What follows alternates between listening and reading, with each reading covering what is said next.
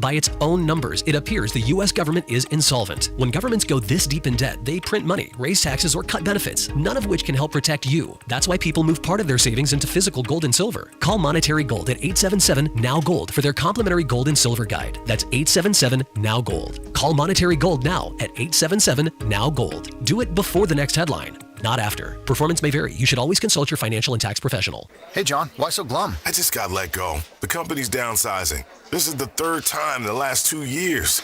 I'm done with this. Have you thought about My Computer Career? I've heard they can train you for a career in IT in just a few months, including cybersecurity and the basics of AI. And you don't need prior training or experience. Now that's a recession-resistant career. Wow, thanks. I'll check them out. Go to mycomputercareer.edu and take the free career evaluation. Mycomputercareer.edu, an Elite CompTIA certification partner. Financial aid is available to those who qualify, including VA benefits. My name is Dale Pazinski. I volunteer with United Way to help the homeless in my community learn computer skills and build a basic resume. I don't just wear the shirt, I live it. Give, advocate, volunteer, Live United. Go to liveunited.org. Brought to you by United Way and the Ad Council. You're locked into Money Matters Radio, 1120 AM WBNW.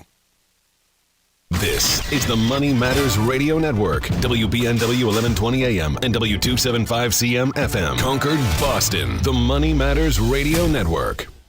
Our Senators Edward Markey and Elizabeth Warren and Representative Jake Auchincloss are standing up for radio listeners like us by supporting legislation to keep AM radio in cars. They know the value of local radio in times of emergency. Now it's time for Congress to finish the job and pass the AM Radio for Every Vehicle Act. Learn more at dependonam.com. This message furnished by the National Association of Broadcasters and this station. When a heart stops, the clock starts. You are the first responder until help arrives. In that moment, 4 minutes equals brain damage. 6 minutes equals too late in an emergency. The first responder is you. We need you. Will you be ready? Learn CPR. Visit heart.org/nation. That's heart.org/nation. I was 24 when I had a stroke. I was 35 when I suffered a heart attack. I was 46. I was 62. It's a fact. Cardiovascular disease is the leading cause of death in women. But we can fight against our #1 killer. Talk to your doctor about your risk factors. Know your family history. Learn the warning signs and symptoms. Together, let's go red for women. Visit goredforwomen.org to learn more. As a busy mom, my to-do list is full. While we can't add more hours to the day, we do have a great resource to help. Go Red for Women has information to help you and your family live a healthier life. Visit goredforwomen.org/momlife today. When it comes to estate planning, many families focus on taxes, but understanding how your family will receive the assets you leave behind is just as important. Cushing & Dolan are experts in elder law and have a new guide out called How to Leave Assets to Beneficiaries. The guide explains decisions that may be problematic, such as adding a child as a joint donor on a real estate property, which could expose your assets to creditors or a possible divorce. You'll also learn how trusts can be used to help protect your assets and control when your beneficiaries receive their inheritance. Call 866-848-5699 right now and ask for your free guide called How to Leave Assets to Beneficiaries. That's 866-848-5699. Or request the guide online by visiting LegalExchangeShow.com. That's LegalExchangeShow.com. The proceeding was paid for and the views expressed are solely those of Cushing & Dolan. Cushing & Dolan and or Armstrong Advisory may contact you offering legal or investment services. Cushing & Dolan and Armstrong Advisory do not endorse each other and are not affiliated. Hi, this is Chuck and Mike from the Armstrong Advisory Group, and we've got a guide out this month titled Building Your Emergency Financial Binder. And really, Mike, we're talking about, a set of documents that someone needs in the event that something really bad happens to them. And one of the questions that family members and friends always ask is, who should I call if that happens? And this binder should have that information in it. Yeah, it's designed to be that one-stop shopping of, hey, what do I go for? Any number of different things that could happen, right? I mean, it could be an accident that lands me in the hospital. It could, unfortunately, be my passing. But you want a consolidated place where loved ones can go to try and find, hey, what are my first points of contact that I should make? What are those points of contact that should make their way into this binder? Well, I think importantly, tax preparation, estate planning, and financial advice are three of the big ones that I can think of off the top of my head. The problem is who does that and how spread out it is varies dramatically person to person, right? Sure. You know, if I have 5 different bank accounts for different things, that is going to be more complicated than if I have a single bank account at a single place and then an investment advisor that's overseeing all of the investments. But again, your results could vary. Folks, the guide this month is titled Building Your Emergency Financial Binder, and it has all this information and more in it to make sure that you are leaving a comprehensive guide for what happens if you're going through an emergency. Way to get this guide? Call 800-393-4001, or you can also request it at armstrongadvisory.com. The proceeding was paid for by Armstrong Advisory Group, a registered investment advisor. Nothing in the ad or in any Armstrong guide is specific financial, legal, or tax advice. Consult your own financial, tax, and estate planning advisors before making any investment decisions. Armstrong may contact you to offer investment advisory services.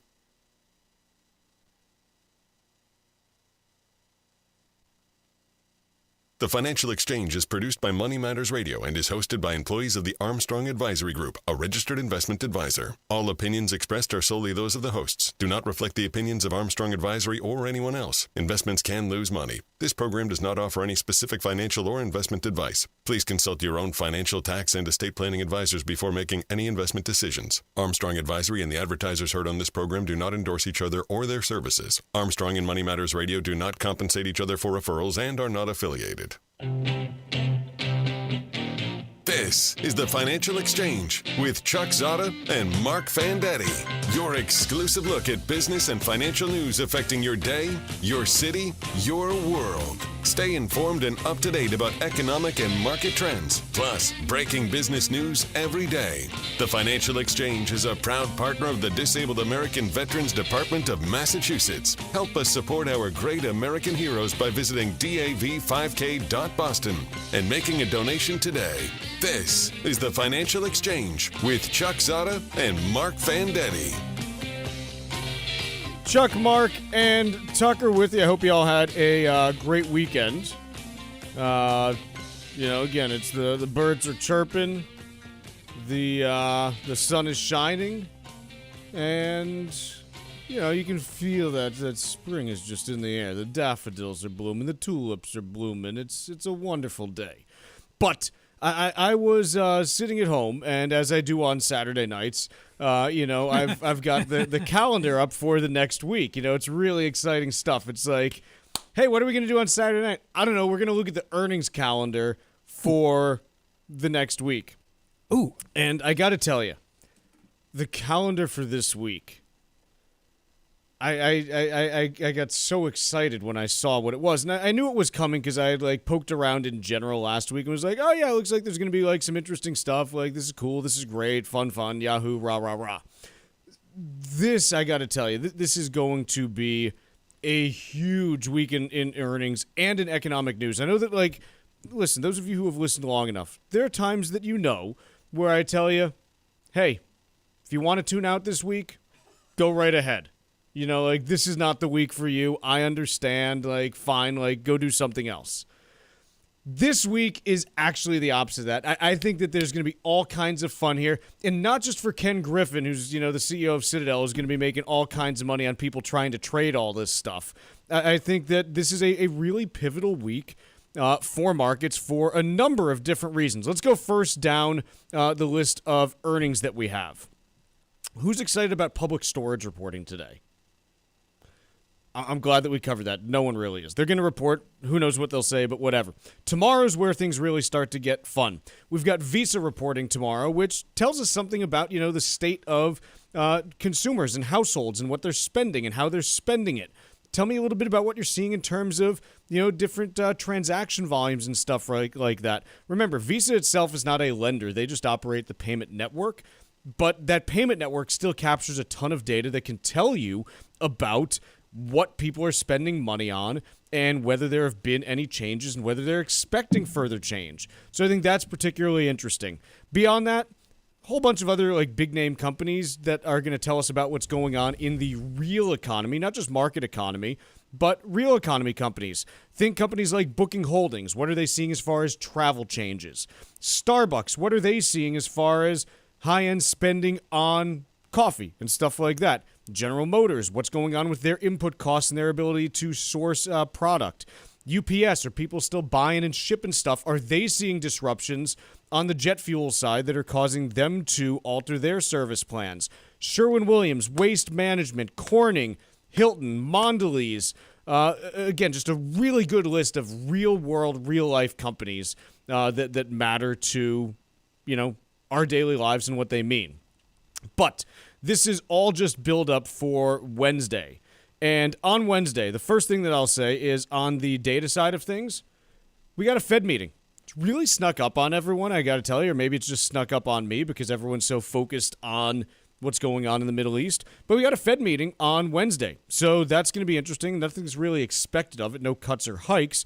But what's Jay Powell going to say? What's the general tenor going to be within the committee now that they've gotten more data that has been better on the employment side and worse on the inflation side? Do they start to talk about how the balance of risks may be changing? I don't know, but I think it'll be interesting to hear. But the other thing that's happening on Wednesday is, you ever look up in the sky, Tucker? Never. And you see the planets just aligned there, and you feel it in your bones, just that gravitational pull. You're like, ugh. When Jupiter and Saturn are both pulling me in that direction, it means that something's going to happen. Never had that sensation. No. I have. Never I gotta tell It may have been something else. It may have. I called my doctor just to check, and we'll take care of it. I'm feeling a pull. But Wednesday, we've got Amazon, Microsoft, Alphabet, and Meta all reporting after hours. I don't know the last time that I've seen all four of these guys in a single day. Normally you get kind of two here, two there, but you have between these companies now, you're talking, this is insane just to say this, you're talking almost $10 trillion in market cap just between those four companies. And this is before you even get into Qualcomm and ADP and General Dynamics and, all these other companies. Apple's Thursday. Apple's Thursday, then. So break it up. What are we doing? You got all these guys in one day. You got $14 trillion in companies in 2 days there surrounding a Fed meeting. And specifically, it's companies that are going to tell you a little bit about what's been going on in this semiconductor run for the last 18 days. Semiconductors as of Friday, 18 days in a row. I went and checked, or actually someone else who I trust checked this out.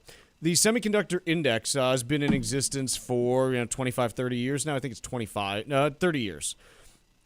This is the longest positive run that it has ever seen, 18 days in a row. The previous high was 15 that it set, but 18 is the longest run that we have seen on it.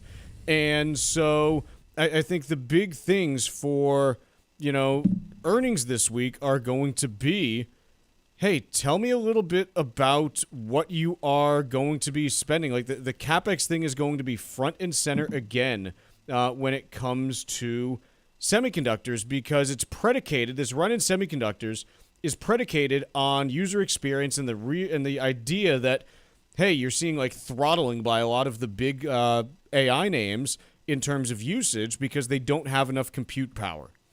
And so when you see this move, it's based on the idea of, hey, all these, tech companies are going to be scrambling for more compute power and it's going to show up in CapEx. We'll see if that's the case.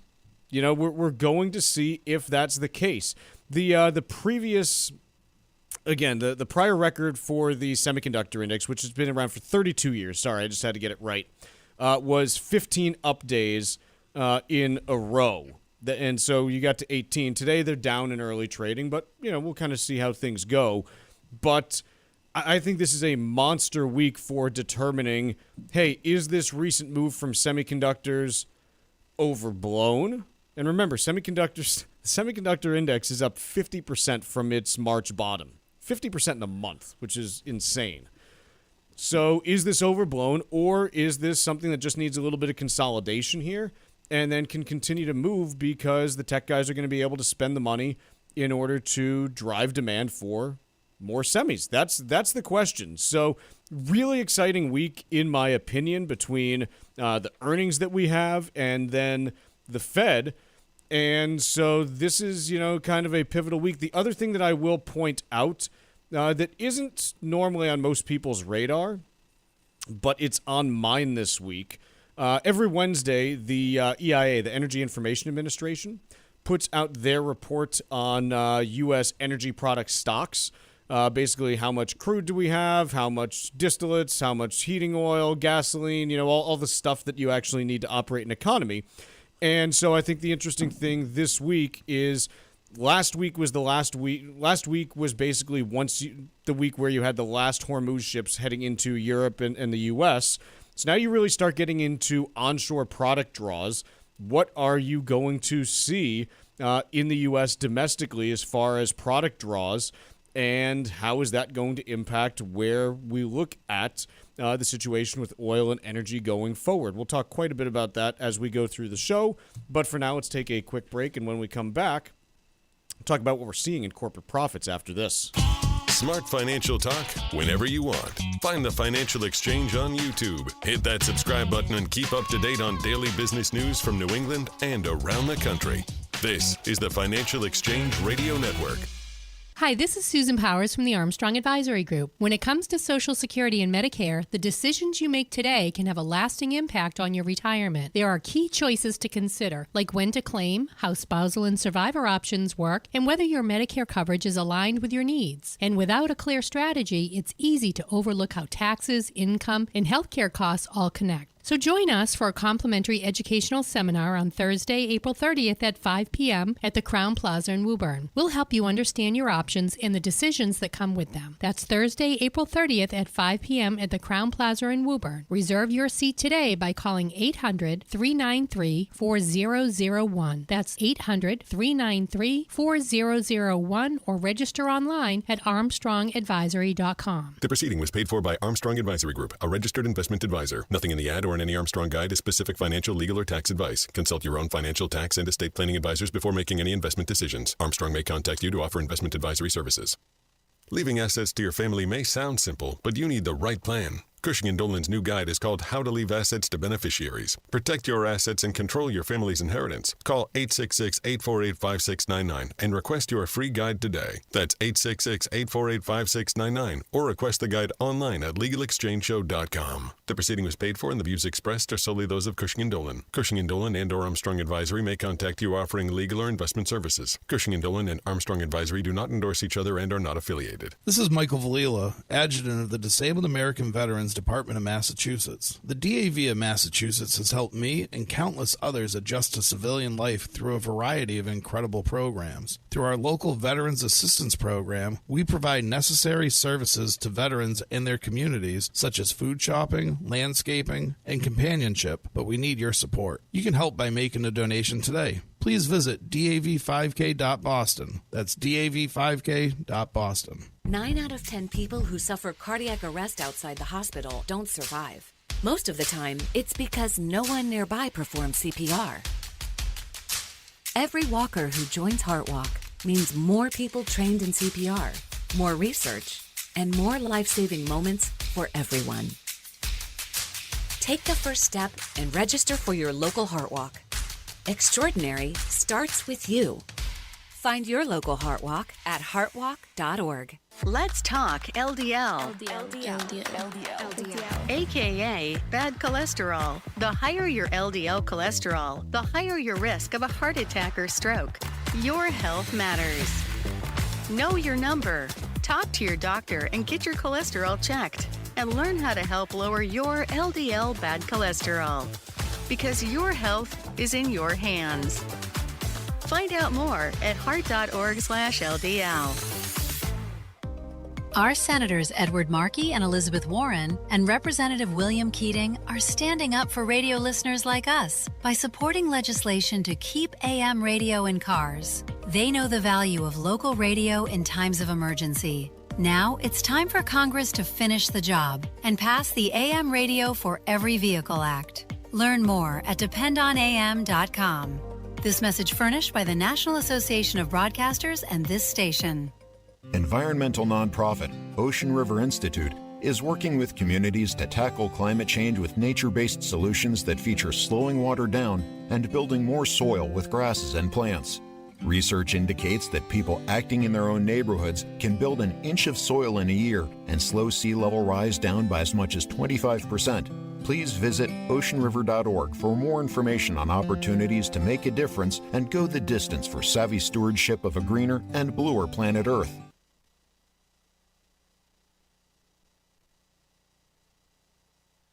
Find daily interviews and full shows of the Financial Exchange on our YouTube page. Like us on YouTube and get caught up on anything and everything you might have missed. This is the Financial Exchange Radio Network.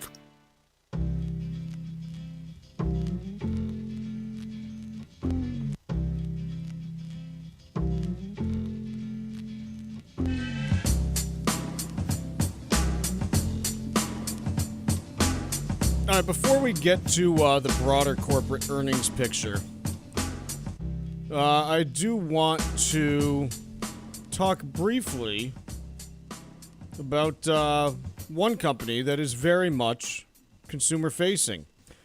Specifically, it's called Domino's Pizza. They're a pizza company, as you would expect with a name like that.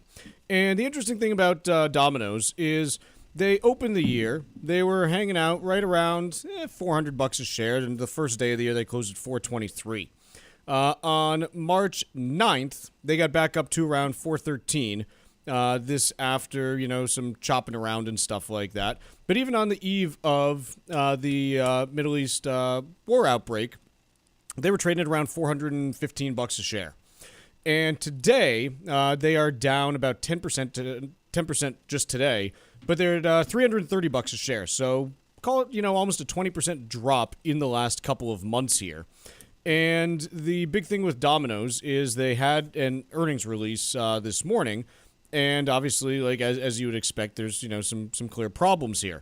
So the question that I think you have on this is, look, is this related to what's going on more broadly with oil? Is this a Domino's specific problem?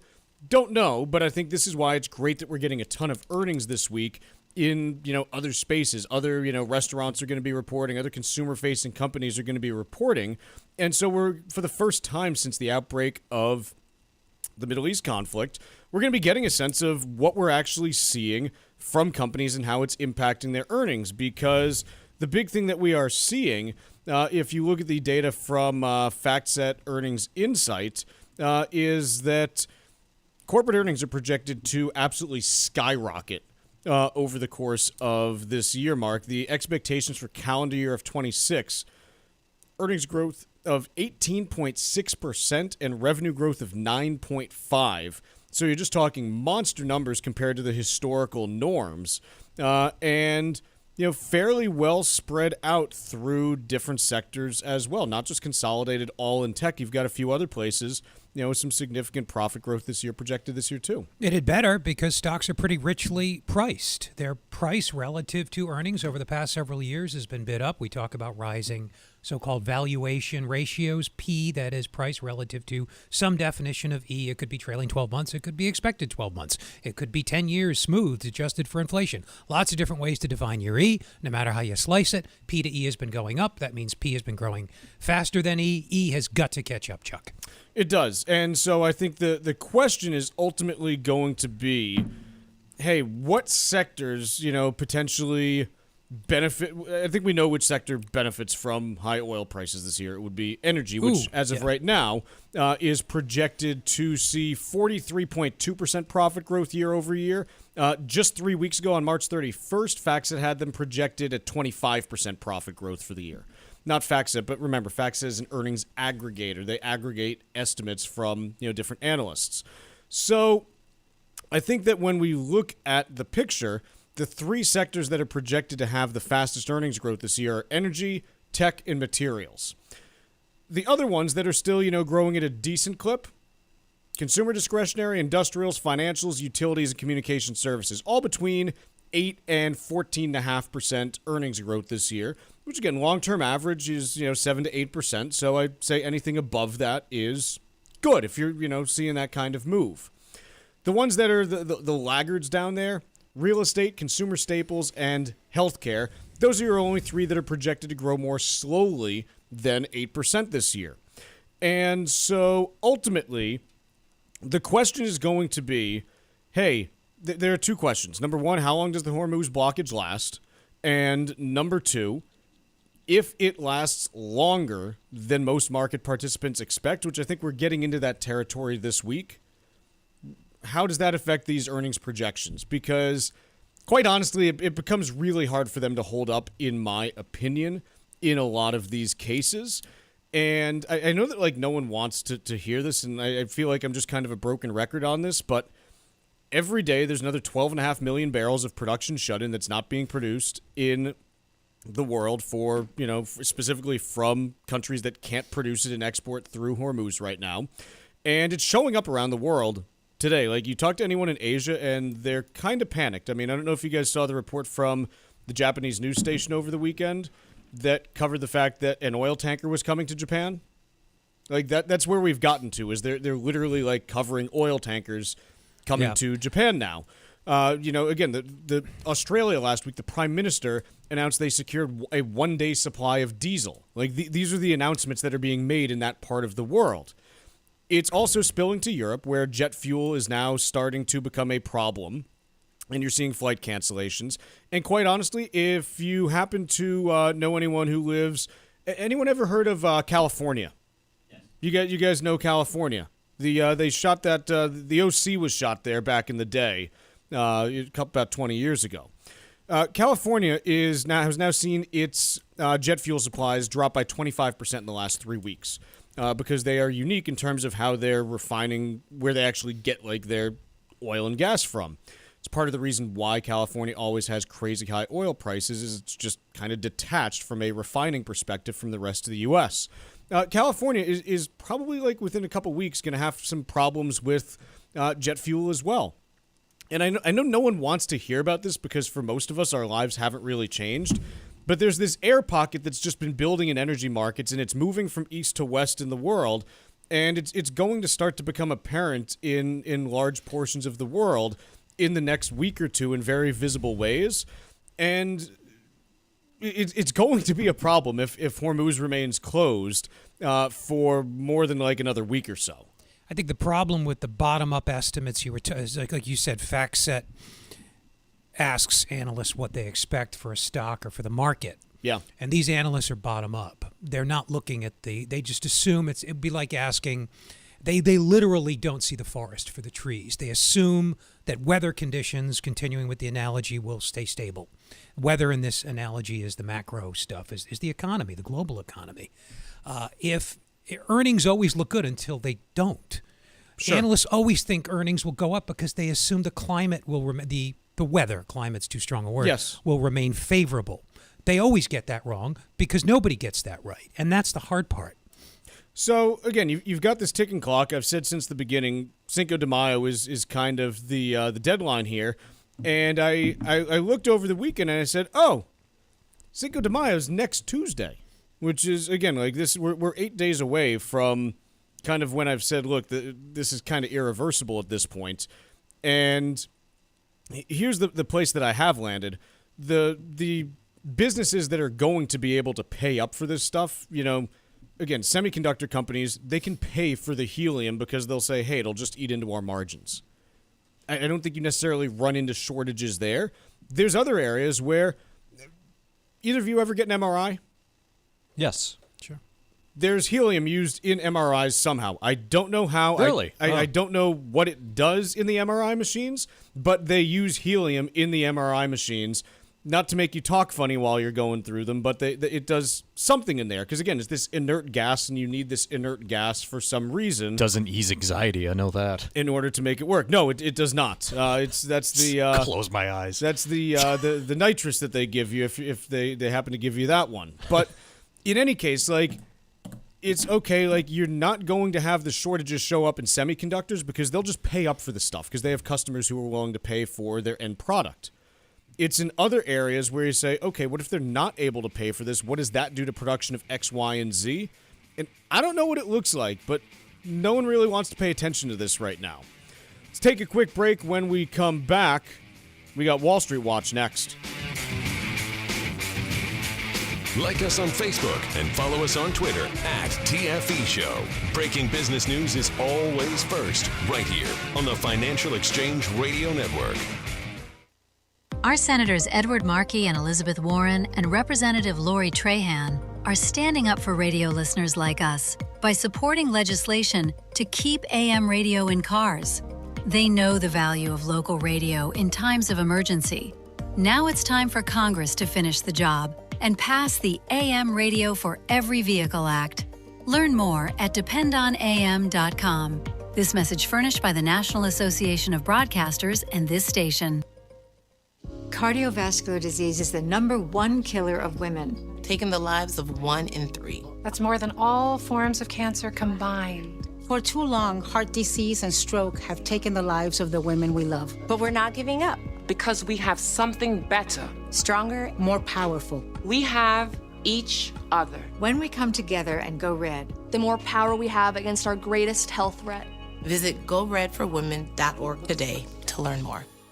Sudden family emergencies can create confusion, especially when important information is scattered across different accounts. Hi, this is Mike Armstrong from the Armstrong Advisory Group. When something unexpected happens, loved ones may need quick access to legal documents or financial accounts that could affect your future. Our brand new guide is called Building Your Emergency Financial Binder. It'll help you learn how to organize the information your family may need one day. Everything from emergency contacts and identification documents to bank accounts and retirement plans. The goal is to create one clear roadmap so that people you trust can quickly find what they need if a crisis occurs. Call 800-393-4001 and request your free guide, Building Your Emergency Financial Binder. That's 800-393-4001 or request the guide online at armstrongadvisory.com. The proceeding was paid for by Armstrong Advisory Group, a registered investment advisor. Nothing in the ad or in any Armstrong guide is specific financial, legal, or tax advice. Consult your own financial, tax, and estate planning advisors before making any investment decisions. Armstrong may contact you to offer investment advisory services.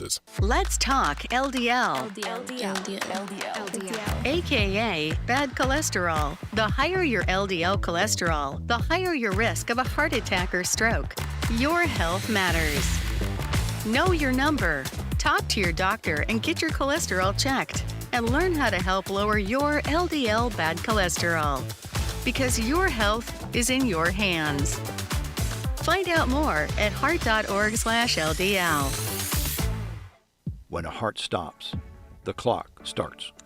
You are the first responder until help arrives. In that moment, 4 minutes equals brain damage. 6 minutes equals too late in an emergency. The first responder is you. We need you. Will you be ready? Learn CPR. Visit heart.org/nation. That's heart.org/nation.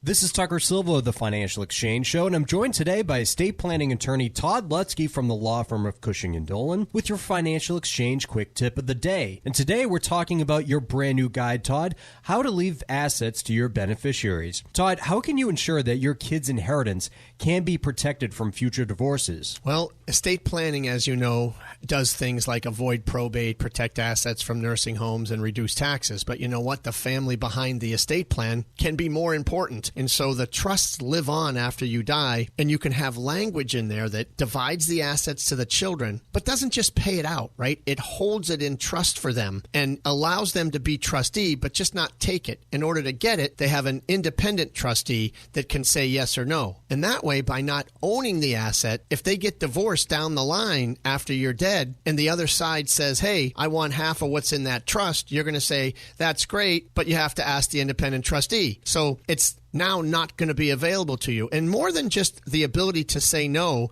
it's the fact that you don't own it. So if you don't own it, it's not a marital asset to begin with. So it should not be even subject to the divorce. So learning how your trust works after you die can oftentimes be more important than when you're living. And it does more for you after you die than when you're living sometimes. The estate planning experts at Cushing & Dolan have been helping families like yours for more than 30 years, and they've written a brand new guide called How to Leave Assets to Your Beneficiaries. To get your free copy of this comprehensive guide that will help you determine the best way to leave assets to your family, simply call 866-848-5699. That's 866-848-5699, or you can request it from their website, legalexchangeshow.com. The proceeding was paid for, and the views expressed are solely those of Cushing & Dolan. Cushing & Dolan and or Armstrong Advisory may contact you offering legal or investment services. Cushing and Armstrong do not endorse each other and are not affiliated.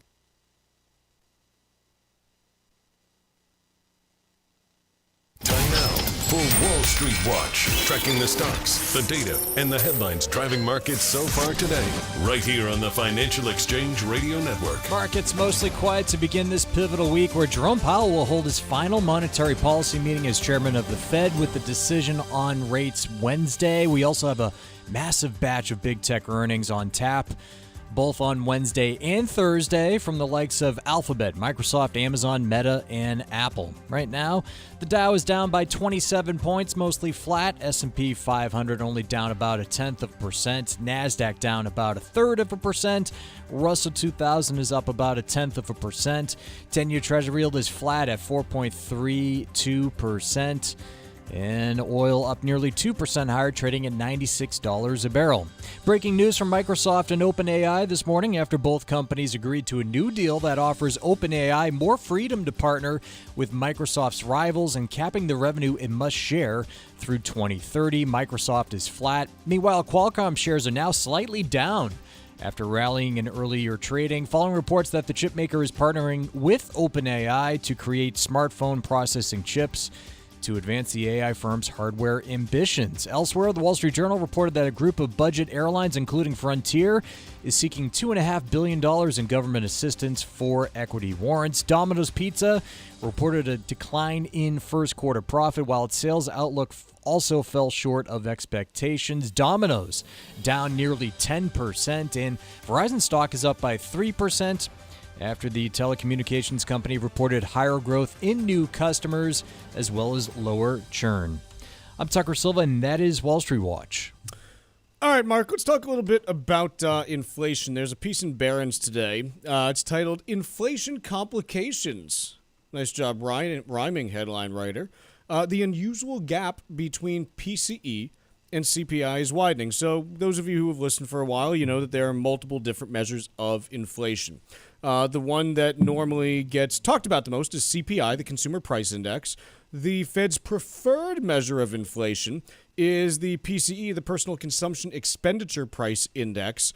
What is this gap that is between them right now, and why is it widening? Well, there's always a gap, but it's switched. Typically, CPI is greater. The Consumer Price Index, which is based on spending spending is not the correct, is based on consumption patterns by consumers, but resets only annually. PC resets more regularly and is based on reported spending. So they are different. How often does PCE reset? I think it's monthly. Is it? Based on surveys of businesses. So it better captures changes in spending patterns. If I substitute away... As they're happening. If I substitute away from almonds because they're getting more expensive because the war in the Middle East makes them pricier or something, and substitute into pistachios or something. It might be. Ooh, nice. Yeah. I don't know. I think it's actually pistachios that come from Iran. But anyway, if I did a substitution like that, PCE is going to pick it up more quickly. So the Fed prefers PCE because it is superior in that sense. Sure. It's a superior measure of what it is we're trying to gauge, which is cost of living, standard of living. Is it increasing, decreasing? You need a good measure of price increases to answer that question. So historically, there's been a gap, but it's been in favor of CPI. Past several months, though, PCE year over year and on average, therefore month over month, has been a little bit hotter. I'm not sure what the discussion here is about. No one is necessarily better inherently than neither measure. And there's the GDP deflator, by the way, which we're not even talking about. So there are other measures, like you said, of inflation. But the two biggies are the CPI and the PCE. The Fed likes the latter. Okay, so PCE's been running hot. And you can decompose you can do attribution, excuse me on it, and get at the cause. Well, PCE has a lower weight on shelter. PCE has a higher weight on healthcare, for example, because, again, of the way it's constructed. Doesn't this mean, my conclusion on this is, look, with any of these measures, none of them are inherently right or wrong. Depends on what you're using them for. They're all trying to get at the answer to a general question of, hey, how quickly are prices changing? To what degree are prices changing is what they're trying to ask.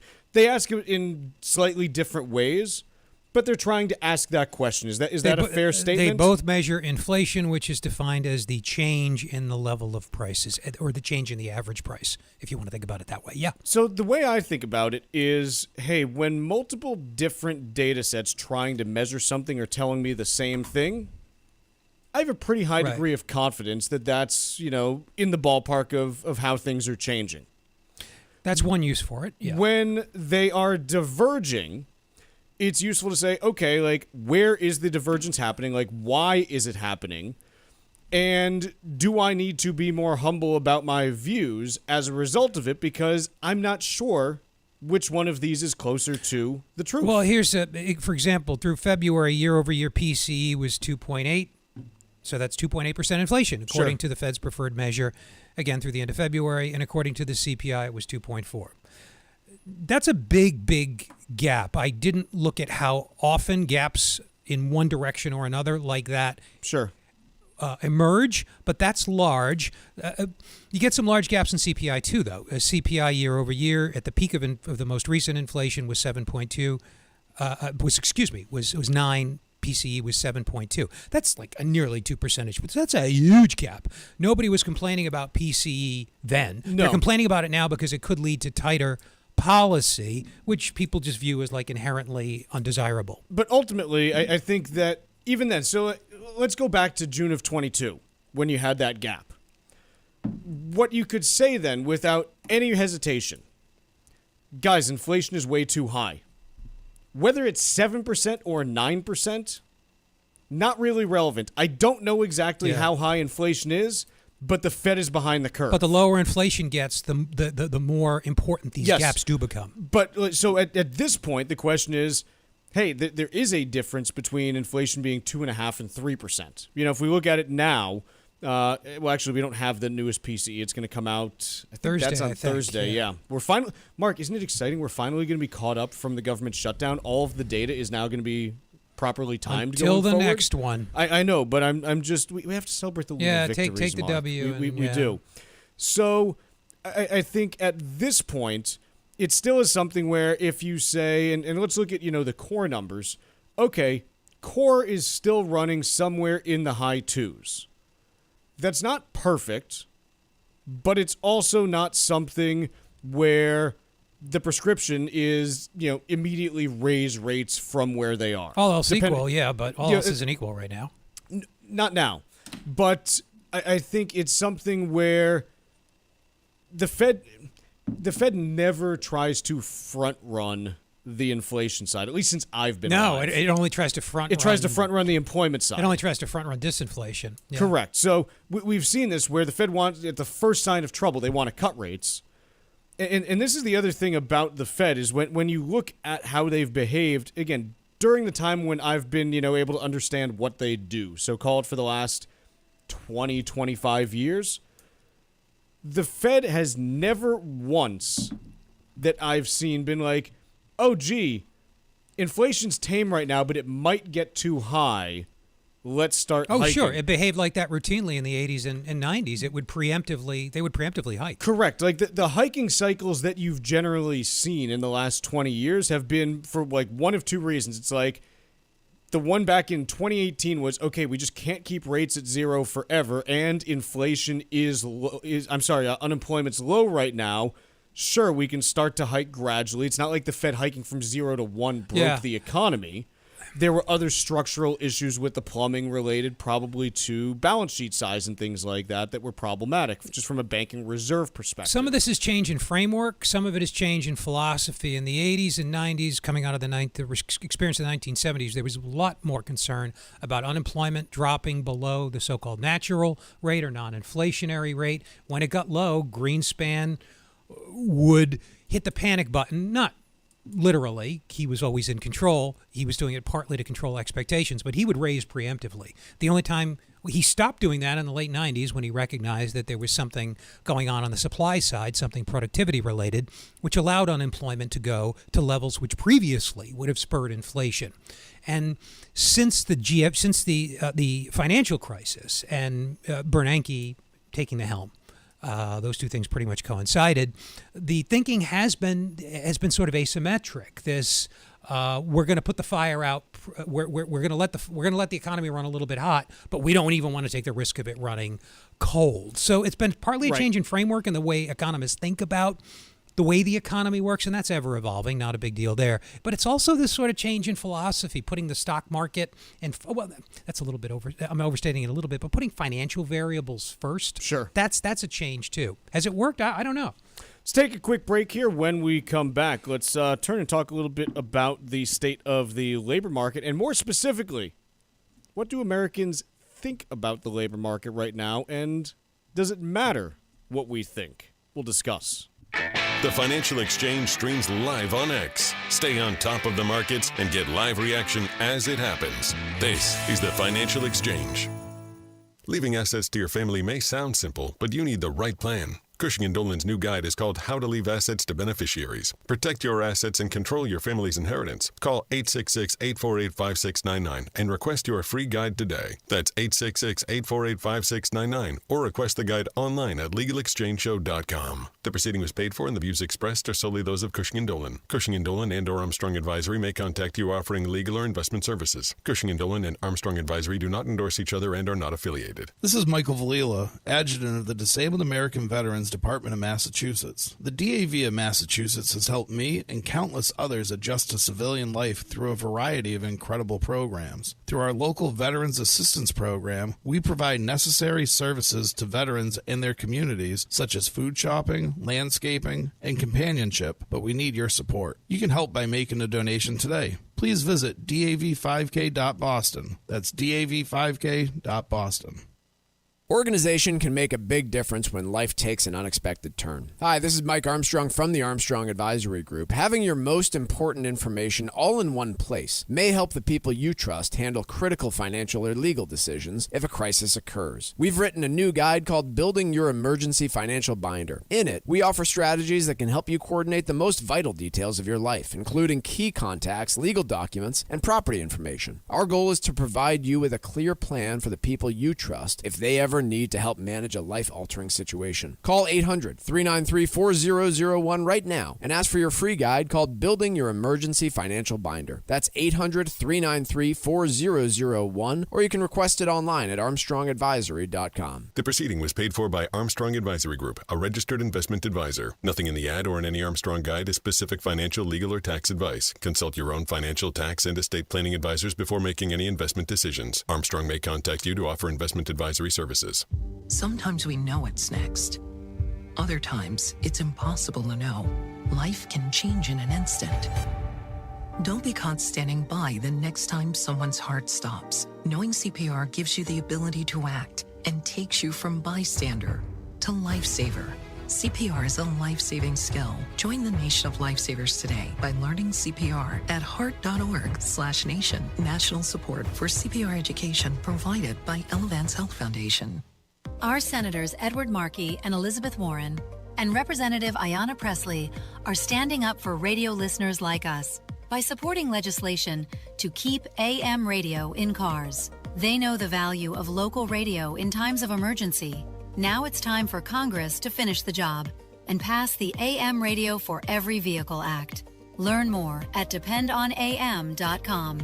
This message furnished by the National Association of Broadcasters and this station. Environmental nonprofit Ocean River Institute is working with communities to tackle climate change with nature-based solutions that feature slowing water down and building more soil with grasses and plants.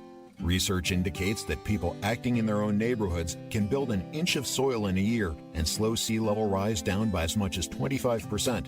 Please visit oceanriver.org for more information on opportunities to make a difference and go the distance for savvy stewardship of a greener and bluer planet Earth. As a busy mom to 4 kids, my to-do list is full. Trying to fit in exercise, eating right, and prioritizing self-care can feel next to impossible. While we can't add more hours to the day, we do have a great resource to help. Go Red for Women has easy tips, tools, and information to help you and your family live a healthier life. So to all the moms, the aunts, the grandmothers, and amazing women out there doing it all, visit goredforwomen.org/momlife today. You take care of them, Go Red for Women will take care of you.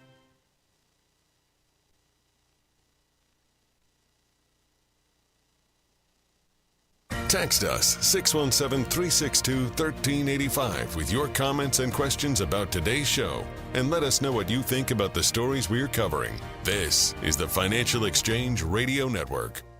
The Financial Exchange is incredibly proud to be a partner of the DAV Department of Massachusetts. Nearly 400 runners have already registered for this year's DAV 5K. The event sold out in record time last year, so head to dav5k.boston for all the information about how you can participate this November or make a donation to support our great American heroes. Your gifts help fund free rides to medical appointments for veterans and the nation's first DAV-led housing initiative, providing homes for single veterans and veteran families. Go to dav5k.boston and make your donation today. That's dav5k.boston. I'm going to quote here from this piece in the Wall Street Journal. It's about Americans and their views on the job market and upcoming job losses. The unemployment rate is low, the stock market is high, consumer spending is healthy, but ask Americans how they feel about the economy and they sound like there's a recession going on. That matters first because when people's perceptions of the economy sour, their behavior can change and slow the economy. So let's discuss that first. The idea here is that, hey, if you are nervous that you are going to lose a job or that the economy's bad, you're not going to spend as much money because you hunker down a little bit. The fact is that in the last year and a half since we've started getting, some of these, actually, no, it's probably going back about 2 years now that job market perceptions are bad.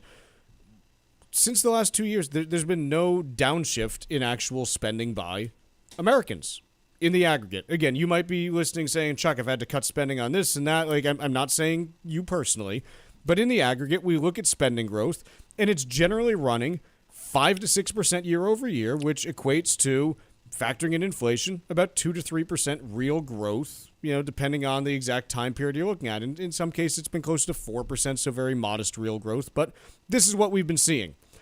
So the interesting thing to me is that Americans, since the fall of 2024, really summer of 24, have been like, man, this job market is horrible. And normally that's like, okay, like kind of a warning sign for consumer spending. But it hasn't been this time. So just sit with that. Hold that thought for a second.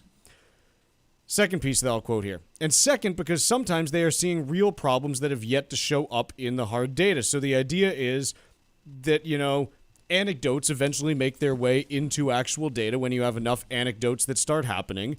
And the one person that saw layoffs turns into 3 people that saw layoffs, turns into 5, turns into 1,000, and so on and so forth. So the interesting thing is, again, Americans have been saying, yeah, like the labor market's worsening. And normally when they say that, it tends to reflect a labor market that's actually worsening. It's, especially in the last 3 months, it's unclear if it's worsening or if it's actually getting better.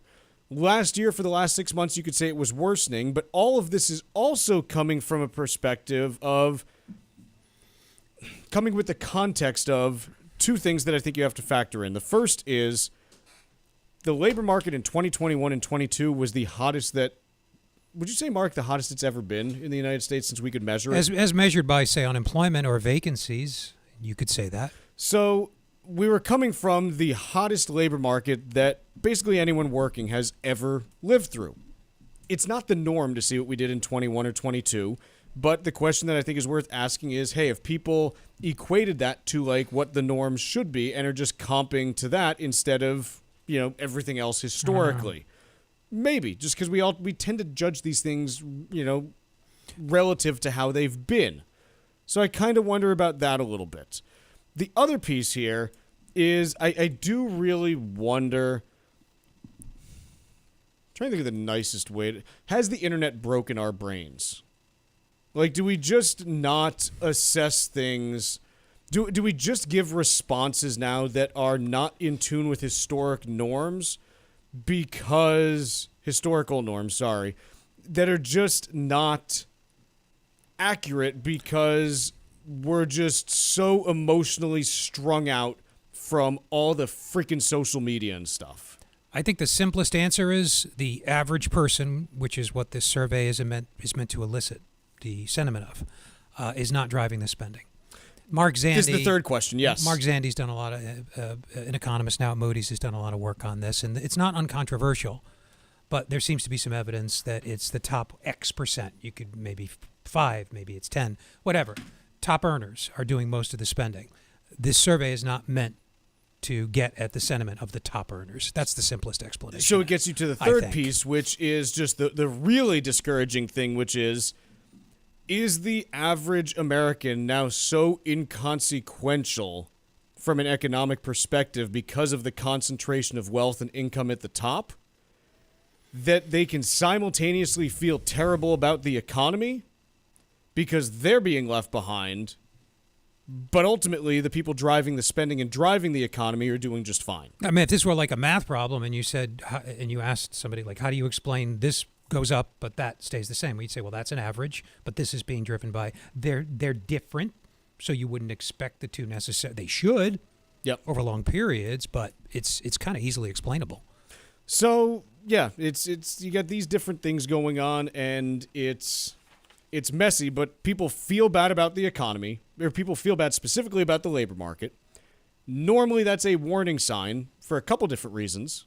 But it hasn't been an accurate signal for the last 2 years now. But it is weird that they feel they're down on the labor market with unemployment at 4.3%. I mean, that is, as you said, that is epically low. It is. It's very low by historical terms. Yeah. But it's higher than it was a few years ago, and so people may have, just become accustomed to that. Maybe. We talk about how people, like, the danger with inflation expectations is they get embedded. Maybe labor expectations are embedded. Oh, they almost certainly do. But the other piece is, hey, we see the JOLTS data. It is a really low hiring environment right now that is more consistent. That's undeniable. True. The hiring environment is more consistent with unemployment rates that have been in the 5.5% to 6.5% range. Okay. I don't know. Like, file all this under economics is not physics. It's just like correlations can change. No, but I think a lot of people think that because maybe they do. That's just the way the media reports it. A lot of people think that because they're numbers, it's like hard science. Yeah. Well, we're doing a radio show, so what does no that make media. us? We're not media. You're a financial services professional. Well, I know, but we're on a No, we're different. For a couple hours a day. We're sometimes stupid, not as consistently stupid as the media. The Financial Exchange, occasionally stupid. We'll be back right after this.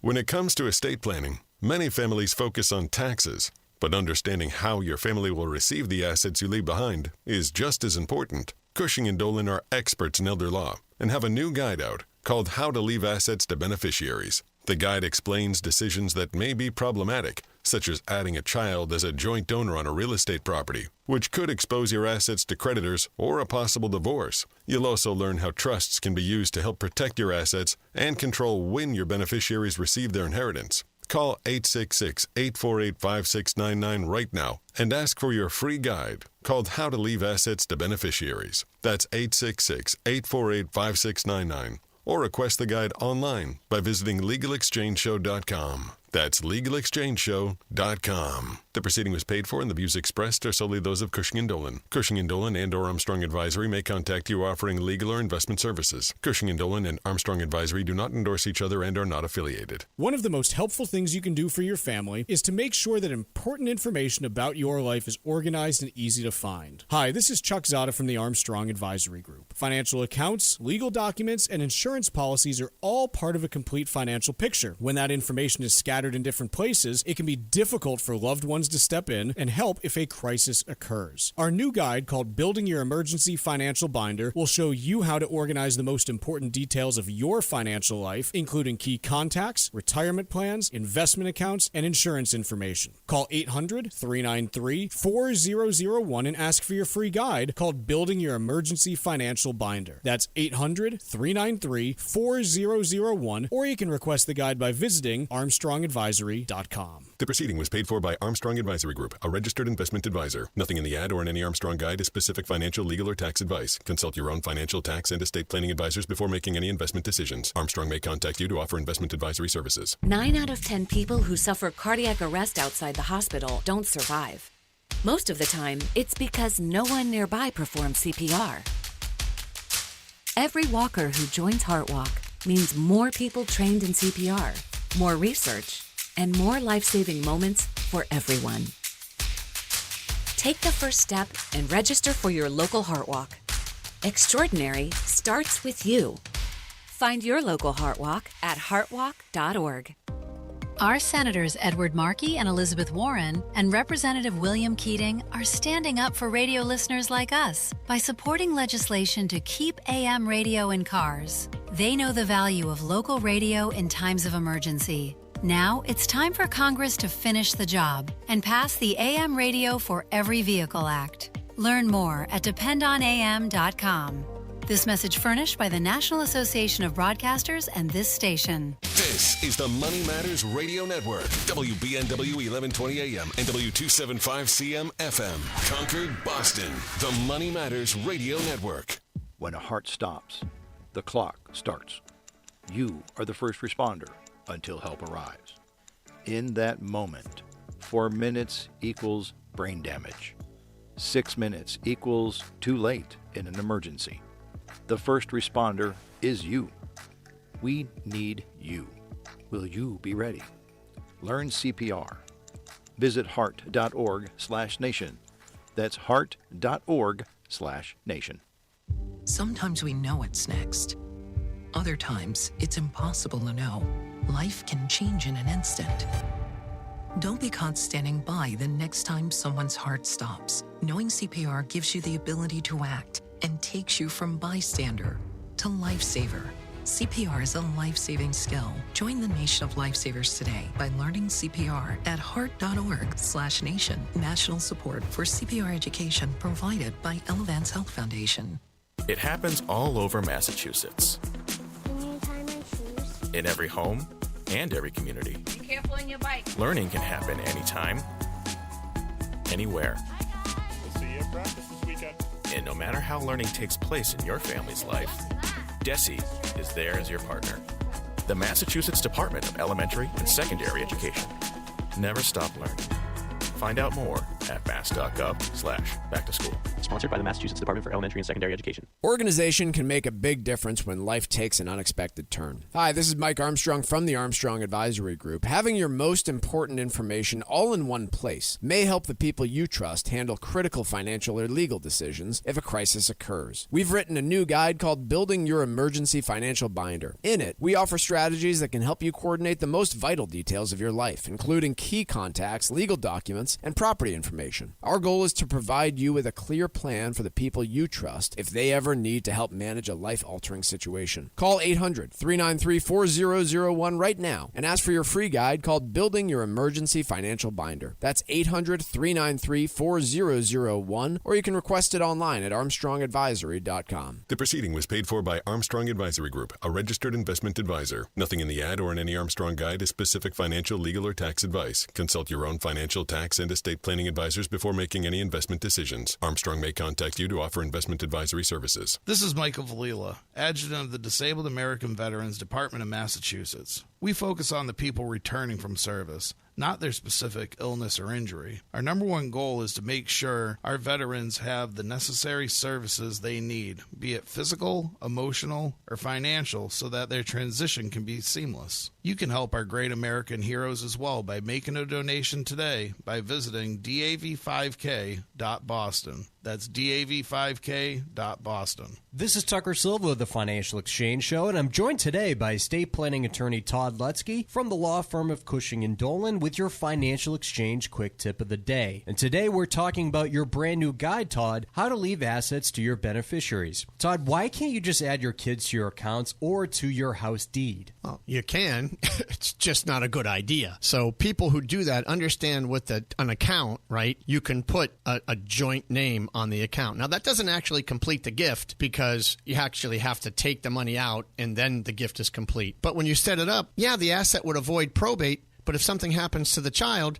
it's going to be, available. Half the asset would be subject to the children's creditor. So you don't want that. And secondly, if you only put one kid on the deed, you've likely disinherited the other kids. So it's not really good planning overall. Whereas if you put the house in the kid's name, now you've actually made a completed gift of half the house and would need to file a gift tax return, number one. Number two, of course, it's exposed to the child's creditors and, yes, divorces. You could find yourself at some point owning half your house with an ex-in-law. Not sure that's a good way to plan. So please, put together trusts. Don't just throw names on deeds or on bank accounts because, as I always like to say, nothing good comes from giving assets away while you're living. The estate planning experts at Cushing & Dolan have been helping families like yours for more than 30 years, and they've written a brand new guide called How to Leave Assets to Your Beneficiaries. To get your free copy of this comprehensive guide that will help you determine the best way to leave assets to your family, simply call 866-848-5699. That's 866-848-5699, or you can request it from their website, legalexchangeshow.com. The proceeding was paid for and the views expressed are solely those of Cushing & Dolan. Cushing & Dolan and or Armstrong Advisory may contact you offering legal or investment services. Cushing and Armstrong do not endorse each other and are not affiliated.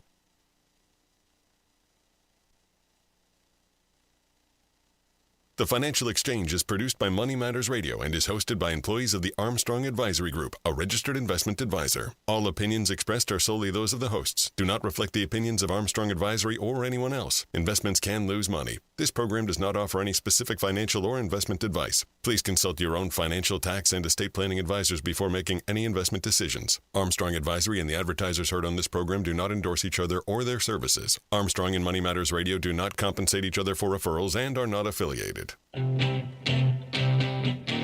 This is the Financial Exchange with Chuck Zodda and Marc Fandetti. Your exclusive look at business and financial news affecting your day, your city, your world. Stay informed and up to date about economic and market trends, plus breaking business news every day. The Financial Exchange is a proud partner of the Disabled American Veterans Department of Massachusetts. Help us support our great American heroes by visiting dav5k.boston and making a donation today. This is the Financial Exchange with Chuck Zodda and Marc Fandetti.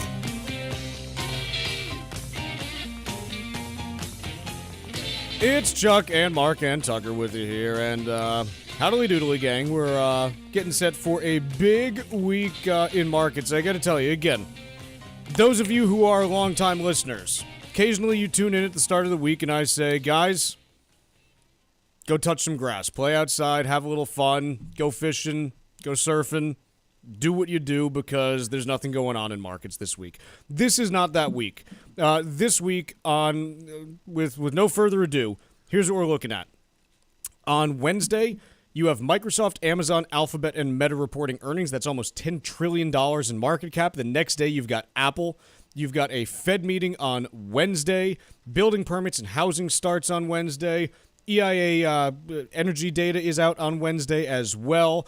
Thursday, we've got PCE data. We've got employment cost index. We've got jobless claims. Friday, we've got ISM manufacturing. If you can't get excited for this, then, quite honestly, then you know you're listening to the wrong show. But I happen to think this is the right one because this is a big week that, in my mind, is a really pivotal one for a couple reasons. Notably, I know I gave you some big tech earnings. There's a bunch of other companies, more consumer-facing ones that are reporting as well. Domino's Pizza already reported this week. You've got Coca-Cola, Starbucks, General Motors, UPS, Sherwin-Williams, Waste Management, Hilton, Mondelez. I mean, like the list goes on as far as what is reporting this week. And so I think it's a big one to hear from companies about, hey, markets have recovered, basically saying that this, the situation in the Middle East is not going to impact the world economy. Is that going to actually be the case or not? What do we start hearing from companies on this in terms of the real world impacts that they're experiencing? I also will remind people, I know no one wants to hear this because, again, it's not what markets have focused on as they've run back up. But every day that we go on, there's another 12.5 million barrels of oil that is not produced from Middle Eastern countries that previously was. And that is, showing up in the fact that, hey, you've got the Australian Prime Minister, putting out a big public announcement that they secured a day worth of diesel fuel. You've got Japanese TV stations covering oil tankers coming into port because it's such a big deal there. European airlines canceling flights. You got fuel shortages that are popping up around the world in different places. So, again, to this point, none of it has mattered to the broader economy and to the broader market. But I do wonder how long the market can just price this in as like a 1 to 2 month air pocket as opposed to a longer term thing. And so I think every day that this goes on, it gets harder and harder for the market to ignore. And the back building effects are going to be greater. And at some point, that disconnect will be realized if there is not some kind of negotiated solution to open Hormuz within the next week or so. Like, we're down to that point now, in my opinion. Yeah, markets are trading. You've already explained. They're trading rationally if you think that there's going to be. Like, there's nothing irrational about what they're doing. I wasn't going to No. It seemed a little complacent to me. This is the biggest shock of our lifetimes. Most of us, our adult lifetimes. Certainly, I was born in 1972, so I didn't live through the oil price. I did, but I didn't deal with its effects. I let my parents, I guess, do that. You weren't able to drive that young? But in Rhode Island, we did have a very young 73, 74, age. you probably weren't. But I bet by 79, you were probably driving. You could buy cigarettes and drive in Rhode Island, I think, back then at 8 or 9 years old. Yeah. Because you had to go get them for your dad, so who's going to drive to get the cigarettes? Exactly. You have to be able to do One both. of you's working the pedals, the other person's You got to be able to. steering. No, dad's at home. You got to be able to do both. No, I mean multiple kids. You had to Oh, my brother. You couldn't reach the pedals yourself. Useless. Yeah. A little bit of a heavy foot. So I didn't. Where are we going with that? Don't know, but okay. Big. I said biggest of my lifetime. I just wanted to give that context. Markets don't seem to. I don't know. Maybe they are appreciating it. Maybe what we're seeing is an average. Maybe the very bad outcomes are priced in. The very good outcomes are priced in. What we're seeing is an average, and on average, investors expect this to be okay. The potential here is for a far more disruptive shock than anybody living today and participating in markets certainly has experienced. And I admit I do find it in light of that. And what do I mean by that? I mean a stagflationary shock. In turn, what do I mean by that? Something that slows growth and raises prices, increases the rate of increase in prices, increases inflation. In the magnitude of the shock could be very big. We're talking worldwide recession or worse if it carries on. And look, I'll say this market is not pricing in really any probability of negative effects. And again, I'm not saying that that's bad. What I'm saying is, hey, if there is some kind of resolution that we're able to see, pushed across the finish line in the next week or two, then here's how markets can look through this. They'll say, okay, things are going to get really bad in Asia and the EU for the next 2 to 3 months. But after that, things are going to start improving. That second derivative, the rate of change of the rate of change, is going to start improving. And great, you can buy that because things are going to be on that trajectory where they're not going to be going down as steeply, and then the economy starts to inflect up eventually, and markets can buy that because they always move before the economy does. They're forward-looking in that respect. We've talked about this. In theory, usually, yeah. The counter to this, okay, and we've talked about it just from a valuation perspective, if you are a believer that stocks were fairly priced, that the S&P 500 was fairly priced last year, trading at 22 times forward earnings, Well, it's at 20.9 right now, so it's a 5% discount. There is upside into the mid 7,000s on the S. I'm not saying that that's right, Mark. No. I'm just saying if you are a believer that was a fairly priced market last year, then this one still has room to run based on that. I'm not saying I'm not saying. I just don't get how someone could believe that given the change in the geopolitical situation. I mean, this closure of the strait could be replicated. It could be, but I'll also make the case. Let's discuss that in a second. Let me just put a note down just so that I can remember that. Replicate Hormuz. How do you spell Hormuz? Is it with one B or two? B? Gotcha. Anyways. What? I know. Okay. So. Think about that, Tucker. Yeah. Think about it. Mr. Smart Guy. I'm so confused. So, if you are a believer in stocks were fairly valued last year at 22 times forward earnings, they're only 21x right now, and so there's your path. If you believe the earnings projections, there's your path to the S&P getting to 75 to 7,700 in the next 3 to 4 months. Not saying I do or don't. I'm just saying there's your path.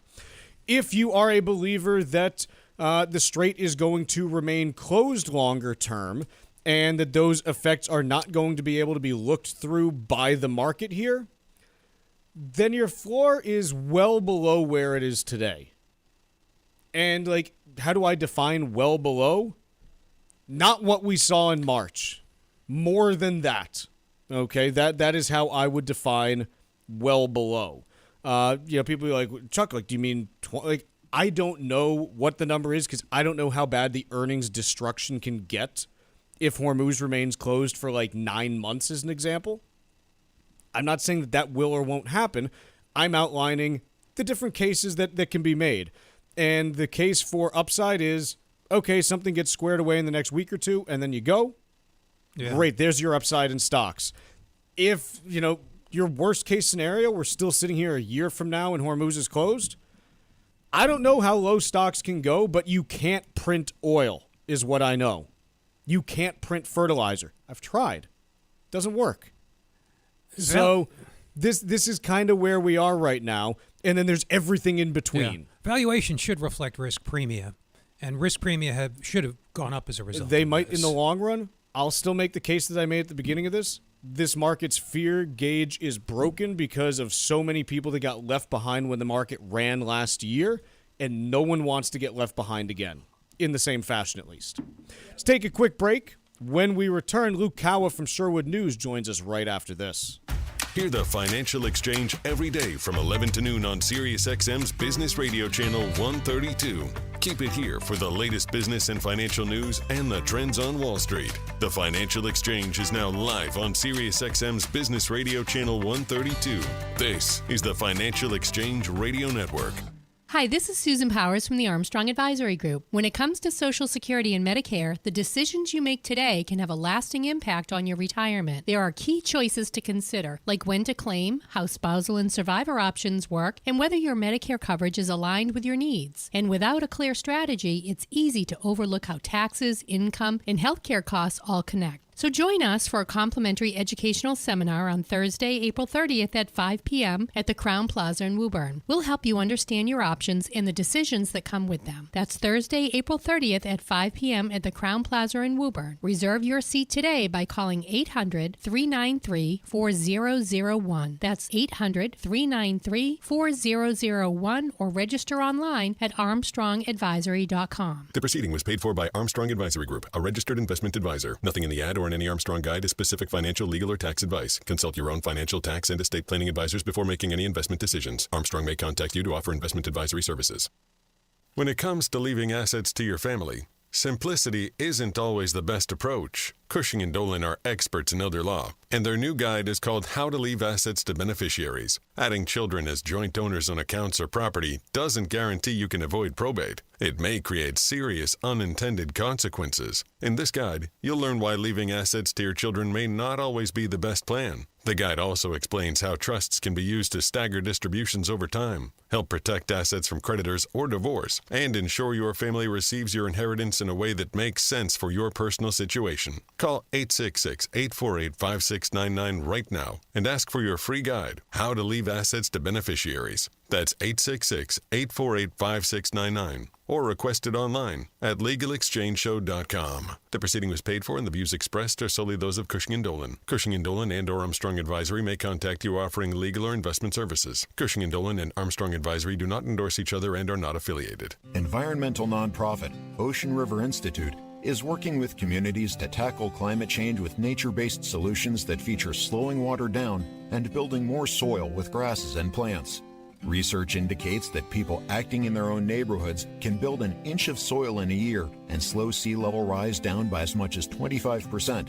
Please visit oceanriver.org for more information on opportunities to make a difference and go the distance for savvy stewardship of a greener and bluer planet Earth. It happens all over Massachusetts. In every home and every community. Be careful on your bike. Learning can happen anytime, anywhere. We'll see you at practice this weekend. And no matter how learning takes place in your family's life, DESE is there as your partner. The Massachusetts Department of Elementary and Secondary Education. Never stop learning. Find out more at mass.gov/back-to-school. Sponsored by the Massachusetts Department for Elementary and Secondary Education. Here at the Massachusetts Department of Elementary and Secondary Education, we are committed to all students not only attending, but succeeding at school. Your presence is powerful. Share why you attend at doe.mass.edu. Sponsored by the Massachusetts Department of Elementary and Secondary Education. Our Senators Edward Markey and Elizabeth Warren and Representative Stephen Lynch are standing up for radio listeners like us by supporting legislation to keep AM radio in cars. They know the value of local radio in times of emergency. Now it's time for Congress to finish the job and pass the AM Radio for Every Vehicle Act. Learn more at dependonam.com. This message furnished by the National Association of Broadcasters and this station.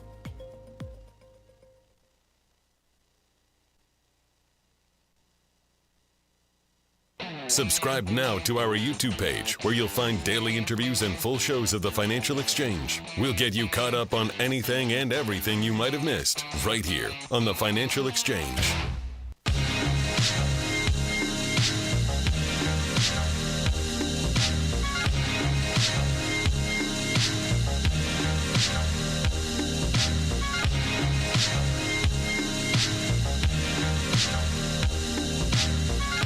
Let's do a little bit of trivia here in the Financial Exchange. On this day in 2009, GM announced plans to phase out the Pontiac brand by the end of 2010.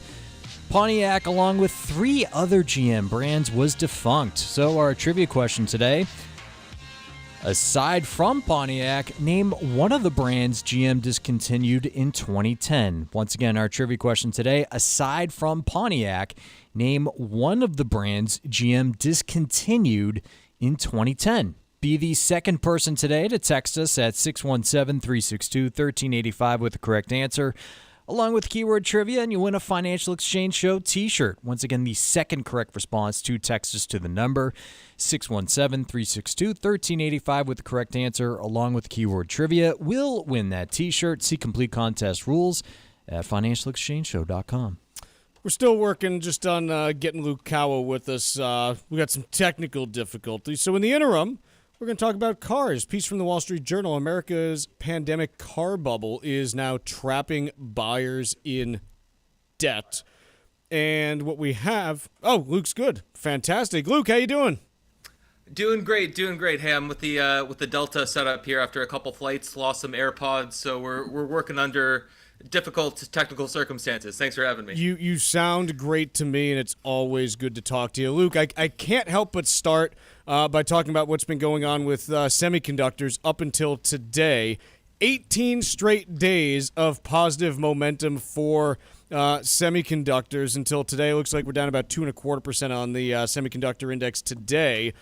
Is this all just a demand story on companies can't get enough computing power for their AI applications?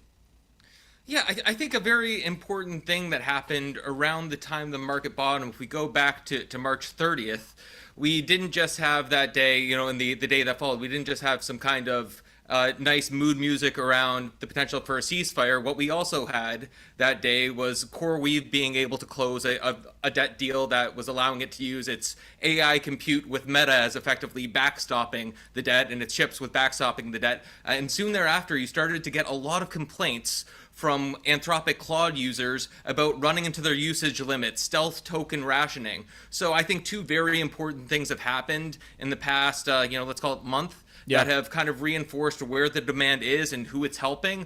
We found that some of the more marginal players are able to be supported, so credit risk down. I think that helps the entire ecosystem. And then on the other hand, we've kind of learned more and more that this AI demand is not just some kind of abstract hyperscaler race for compute, make the newest and greatest model. It's people downstream that are really feeling more of a compute crunch. And ever since then, what have we seen? We've seen Anthropic deal after deal that I was described as a complete and utter frenzy scrambled for compute. So I would say the chip rally is a lot about the mainstreaming and the end user demand for AI in a way that we haven't seen it so far in this boom. So here's where I struggle to wrap my head around the scale of all this to make the numbers work. Luke, have you seen any numbers as to what amount? We don't have any numbers on what amount of work is actually being done by AI at this point, correct? No, we don't. It's not much in the aggregate, right?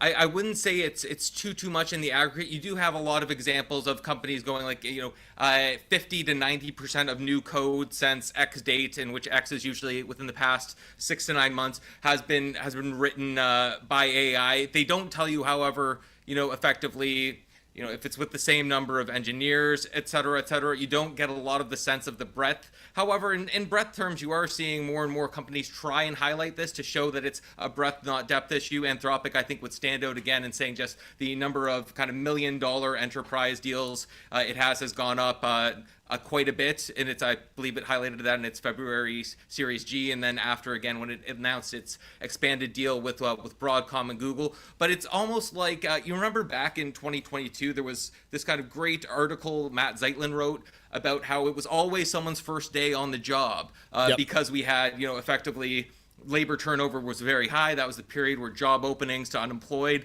that ratio was extremely high. Right now, I feel like it's always someone's first day using Claude Code. And if we know anything about productivity and the way that works, it does take a while for you to use something to be able to get good at it and have some fruits born of that. I guess where I'm going with this is it sure seems like the price of compute at the moment is moving up based on what I'm seeing in terms of rental rates and things like that. Is that a fair statement? Very fair statement, yes. If that price is going up, and if it seems like we just need more and more compute in order to do the stuff that we want to do, which we can do, it's crazy the stuff people can do using AI now, how much cost savings is there actually going to be for companies moving to this? Because isn't that the whole selling point eventually? Yeah, I think that's precisely the right question to be asked, but it's also a matter of if you're a lot of these companies providing compute, how much do you really want it to reflect the market price in the short term versus getting people very locked into this idea of, hey, you can have compute solve all these problems and then, not realize that the cost savings have effectively, crept to zero or nothing by the time you've gotten, fairly entrenched in that system. So I think that's, a bit of the trade-off there. What I'd also say is that, there's definitely going to be something of a bifurcation between the low end compute use and kind of, whether that consumers who are using unpaid or free versions, that not really being able to move the needle much versus at the upper end. I think what enterprises are willing to pay for top end solutions, I think that's going to be a pretty huge source of bifurcation going forward. And remember that, again, I think we're still at the corporate level very much in the experimentation phase where people are trying to prove what they can do before trying to rationalize an economic return. That's both a source of upside and immense downside risk for everybody involved throughout the ecosystem. And I guess where I get to then is, look, we've built, X amount of computing power right now. If there's barely any being used, in the broader corporate ecosystem still, if it doesn't have that deep penetration yet, how do we ever get to the dollars where it makes sense to build do we have the dollars to actually build all of the data centers we need, given the potential demand that's out there? Like, can the math simultaneously be that there's more demand than we can fill, and that I can't get there on the numbers, I think. Do you understand where I'm getting to? I totally understand where you're coming from, and I think we can't finance it, but we know we need it.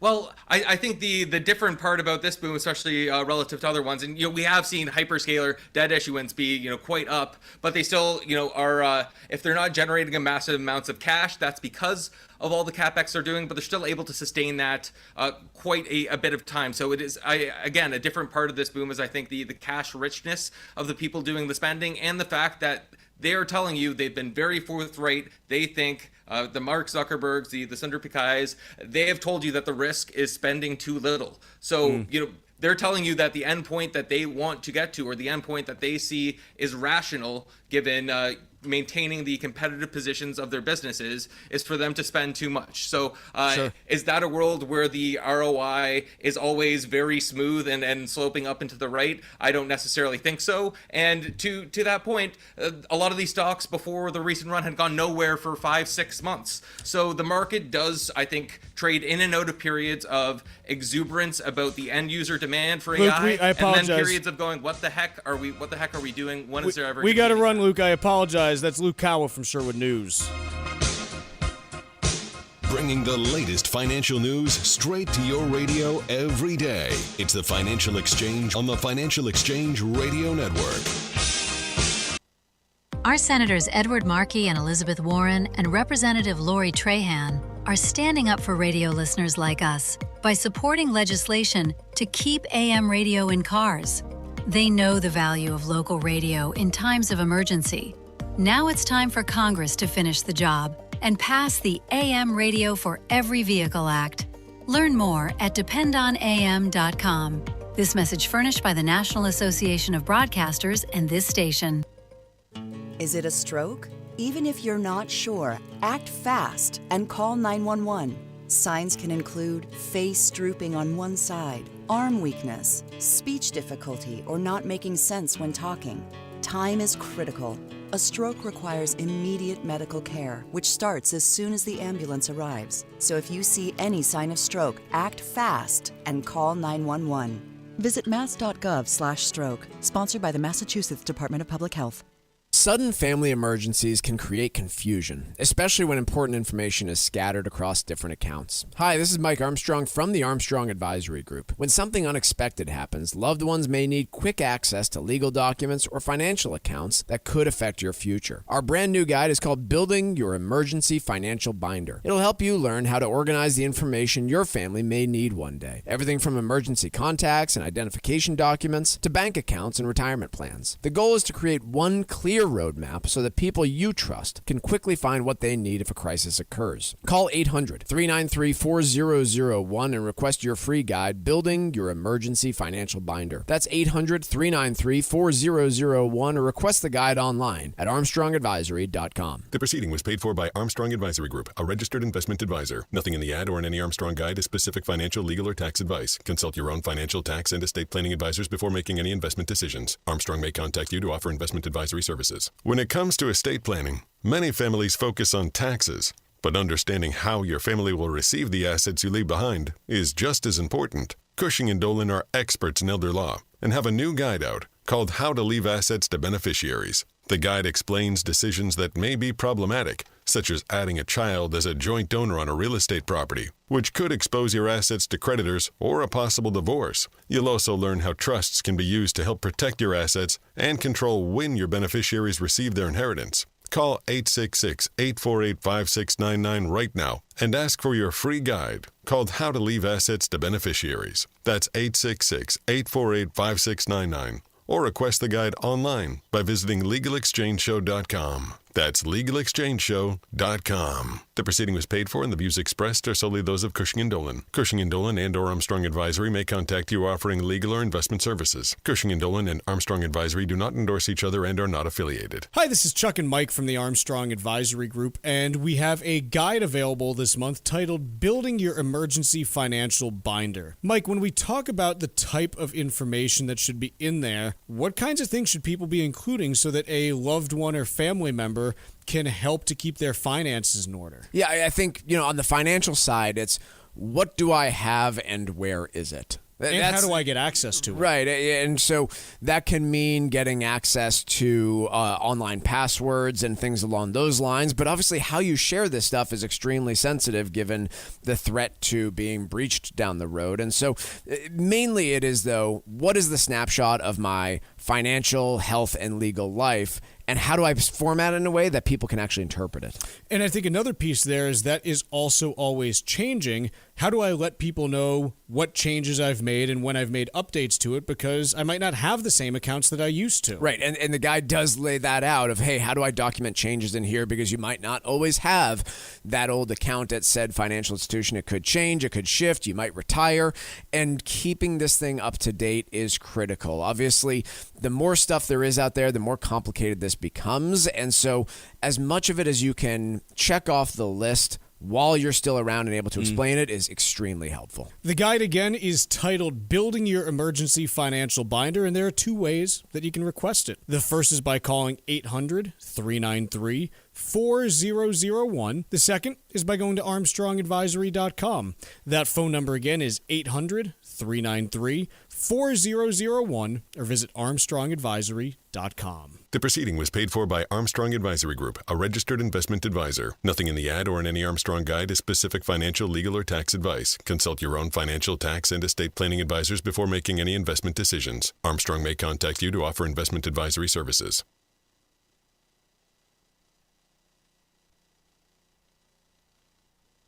Time now for Wall Street Watch, tracking the stocks, the data, and the headlines driving markets so far today, right here on the Financial Exchange Radio Network. Very busy week ahead for Wall Street, where Jerome Powell will hold his final monetary policy meeting as chairman of the Fed with the decision on interest rates on Wednesday. We also have a huge batch of earnings, including from big tech, from the likes of Alphabet, Microsoft, Amazon, Meta, and Apple. Right now, markets are modestly lower.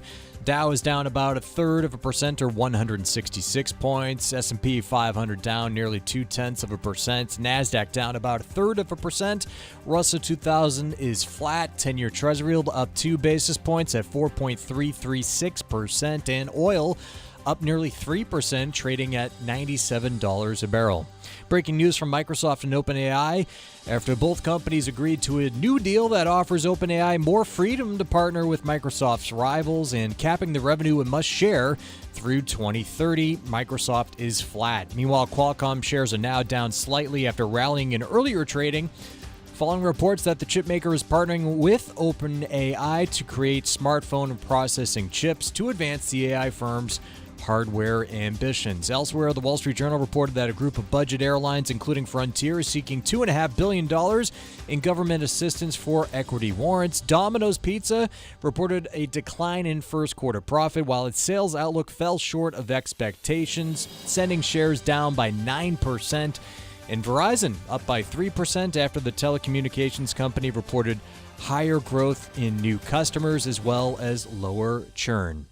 I'm Tucker Silva, and that is Wall Street Watch. And in the previous segment, we asked you the trivia question. Aside from Pontiac, name one of the car brands discontinued in 2010, and that would be Saturn, Saab, and Hummer. Tom from Hopkinton, Mass. is our winner today, taking home a Financial Exchange Show t-shirt. Congrats to Tom, and we've played trivia every day here on the Financial Exchange. See complete contest rules at financialexchangeshow.com. All right, let's talk cars a little bit. Piece in the Wall Street Journal. America's pandemic car bubble is now trapping buyers in debt. Here's the deal. 30% of car buyers trading in vehicles in Q1 had negative equity. They owed an average of $7,200 on their own old loans relative to the price. This piece also points out this example of this guy who came into a Mercedes dealer, and I'll quote it just because the numbers are staggering. A prospective buyer recently sought to trade in a Ford F-150 Lightning for a Mercedes GLE Coupe. The customer owed $87,000 on the pickup truck, and Horner estimates that the pickup truck was worth about $47,000, leaving the buyer well underwater. Yeah, about $40,000 underwater. So here's what we've seen is in the last 10 years, the amount of negative equity has gone from around $4,500 to that $7,200 mark. It's not really crazy when you consider inflation. I don't know that there's a huge difference given, the cumulative inflation for the last 10 years. So that is what it is. What's wild to me, data from Edmunds, the share of underwater car buyers who opted for an 84-month loan. 84 months. I did the math on it. 7 years. 7-year car loan for a depreciating asset. I got to tell you, here's the deal. If you're taking out a 7-year car loan to buy your car, you're buying too much car. I don't make the rules, but that's just how it is. Back in 2015, 15% of underwater buyers had an 84-month loan. Today it's 42.6%. Almost half of them have those loans. And look, here's the deal. Everyone wants the nicest car that they can have. I get it. I understand. But the fact is, these problems come about because people just buy too much car. I actually think that in general, most Americans are pretty good with purchases like this. They most Americans generally don't get into trouble. Remember, when we do see problems building, it's not like we go to 50% of Americans that start defaulting on car loans. We go from 3% up to 9%. That's where the problem comes from. It's so. I do think, though, that there are just, again, if you have to take out a 7-year car loan to buy a car, you shouldn't be buying that car. There are two frameworks that I've seen in order to make the car math, easy to understand. And both of them, no one's going to like when I say these, but, they are what they are. The first is the price of your vehicle shouldn't be more than 10% of your income. Not the payment, but the price. So if you make $50K, find a used vehicle worth $5K or less. If you make $100K, $10K or less. Now, again, I know that's really aggressive. If you want to say, okay, make it 20%, fine. But again, don't be too, aggressive in terms of trying to buy too much car. It's a depreciating asset that ultimately, again, I understand people are in their cars a lot. You want to be comfortable. I get that. But I've said this before. Look, my personal pet peeve is not the specific car people buy. It's the freaking panoramic moonroof. What a useless feature.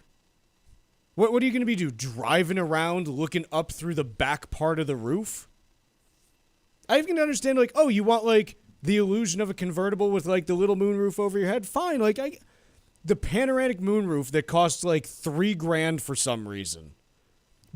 Why do you need to give your back seat occupants that you're almost never driving with a good view? It's part of a trim level, so someone who had one would probably agree with you, but say, I wanted the SE, and it came with it. Sure, I get that. Yeah. It's still a dumb feature. Well, that I'm sure car companies put in there for the exact reason that you mentioned. So, again, panoramic moonroof. What am I going to do? Do I spend a lot of time sitting in my car just looking up?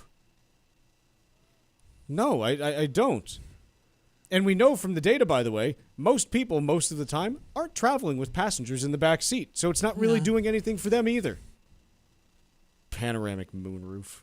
But a lot of features, this is somewhat off point, but since we're talking about amenities, things like heated seats, heated side view mirrors. Yeah. These are former luxuries that are now becoming standard. Which is how it moves for all features at one point. Actually, everything, right? You want to know the future? Look at how the rich live. Somebody once wrote Look at what Mercedes like does. Those are the safety features and the comfort features that eventually make their way down to every other car it's 10 or 15 years later. Right. How did I live without volume controls on the steering wheel? To me, that's almost a safety feature.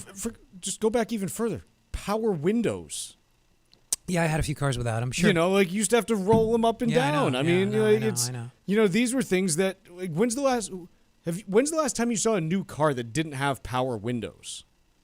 I don't even know if there are any models that make them with manual windows anymore. Yeah, it's cheaper to make them all the same than it is to differentiate, I think. So well, they just put and these, low-power electric motors are so they cheap put now. these features in everything, yeah, because it's cheaper for them to do it that way, I think.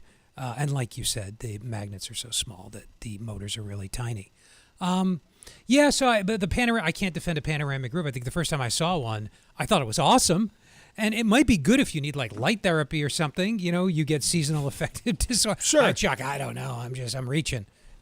But generally, guys, we got to stop taking out the 7-year okay, so car if you've got loans. negative equity, how do you get out of it? You just buy far less car than you'd like or could in theory afford for 2 or 3 cars? How does someone of average means get out of negative equity? You stop buying cars. Yeah, that you just stop. Yeah, you for just a long time. You keep the one that you potentially. have until you get back to positive.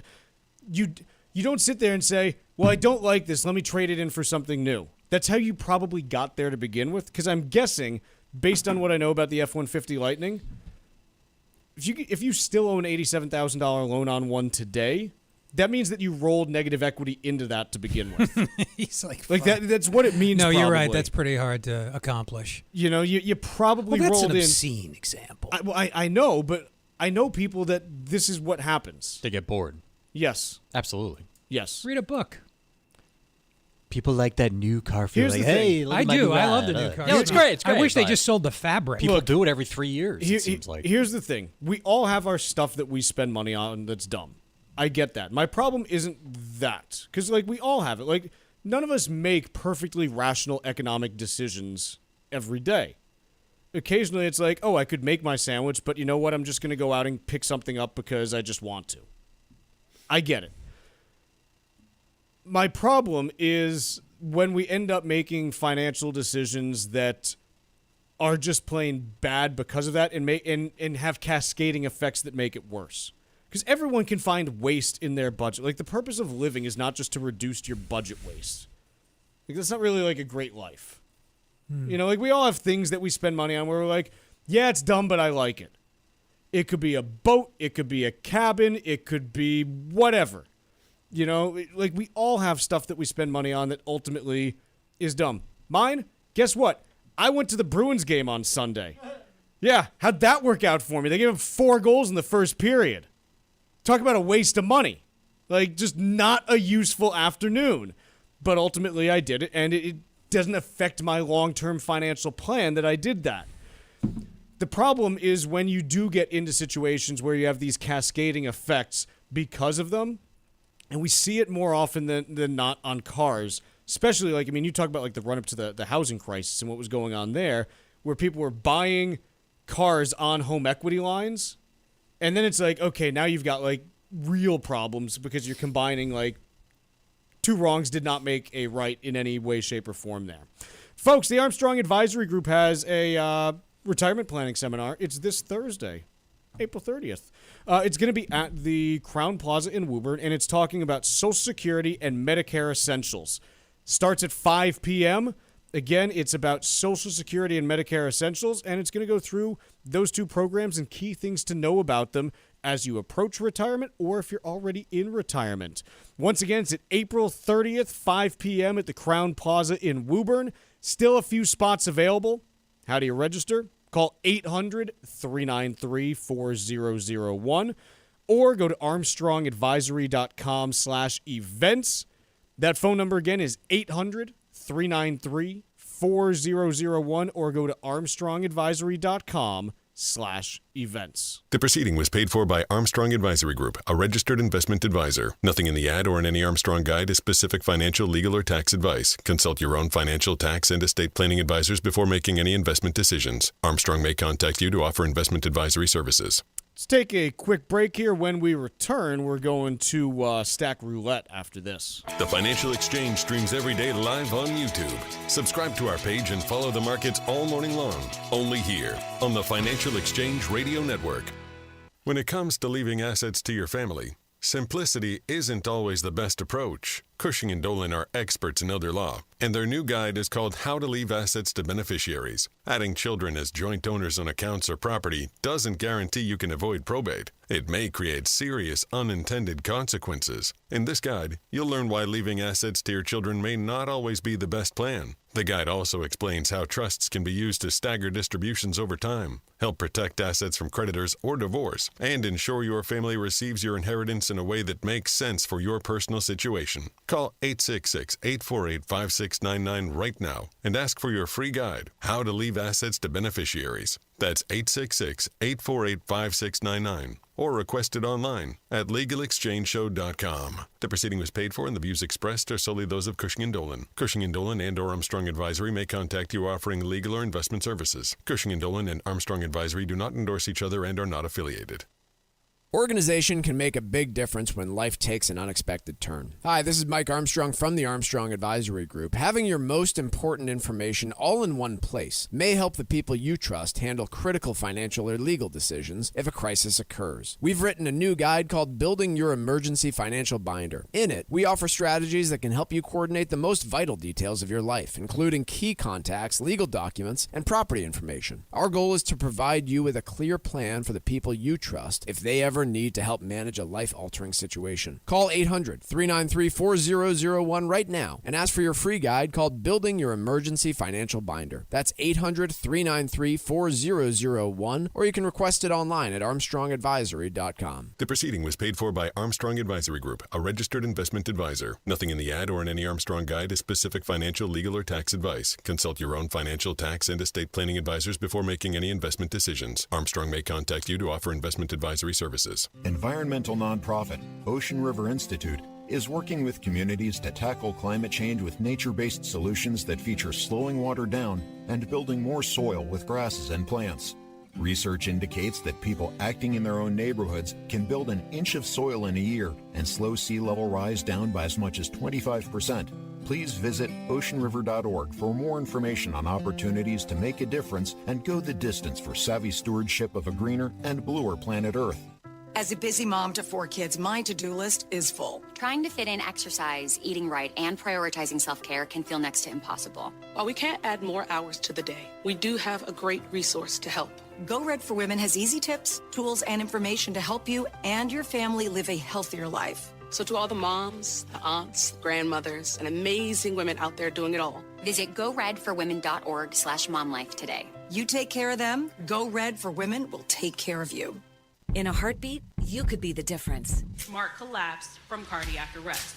9 out of 10 people who suffer cardiac arrest outside the hospital don't survive. It took 30 minutes of chest compressions to finally feel a pulse. Most of the time, it's because no one nearby performs CPR. But together, we can change that. Extraordinary things happen when people take action. A small step, a simple skill, a life-saving moment. HeartWalk brings communities together to create health and hope for every heartbeat. Every walker who joins HeartWalk, every dollar donated, means more people trained in CPR, more research, and more life-saving moments for everyone. Take the first step and register for your local HeartWalk. Extraordinary starts with you. Join HeartWalk today. Find your local HeartWalk at heartwalk.org.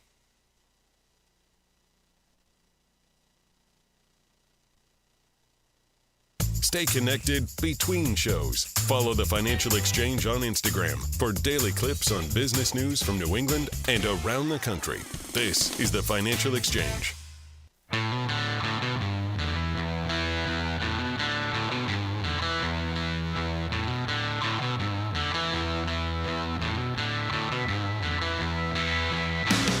All right, I got a quick one here for Stack Roulette. United CEO Scott Kirby says that they have now finished conversations with American about a potential merger. Says it's not going to happen. Quote, without a willing partner, something this big simply can't get done.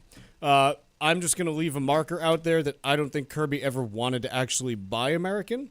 I think that this is a stalking horse for a future smaller deal that otherwise would have been problematic still for them to acquire. And I think it would be entirely unsurprising to me if United were to try to buy JetBlue or some of its assets within the next 6 to 12 months. So, Tucker, can you put that on the prediction board for a United JetBlue merger by, call it, April of 27? All right.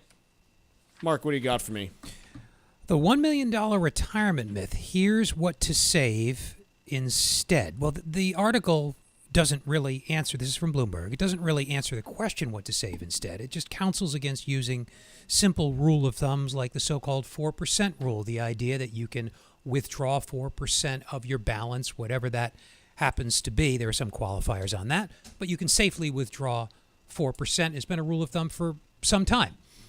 The upshot of this article is that, well, it's different for everybody. Okay, we know that, which I guess underscores the importance of seeing a professional or using at least a suite of online calculators and getting a sense of what you need in terms of a lump sum to finance whatever the gap is between your spending, which is a variable.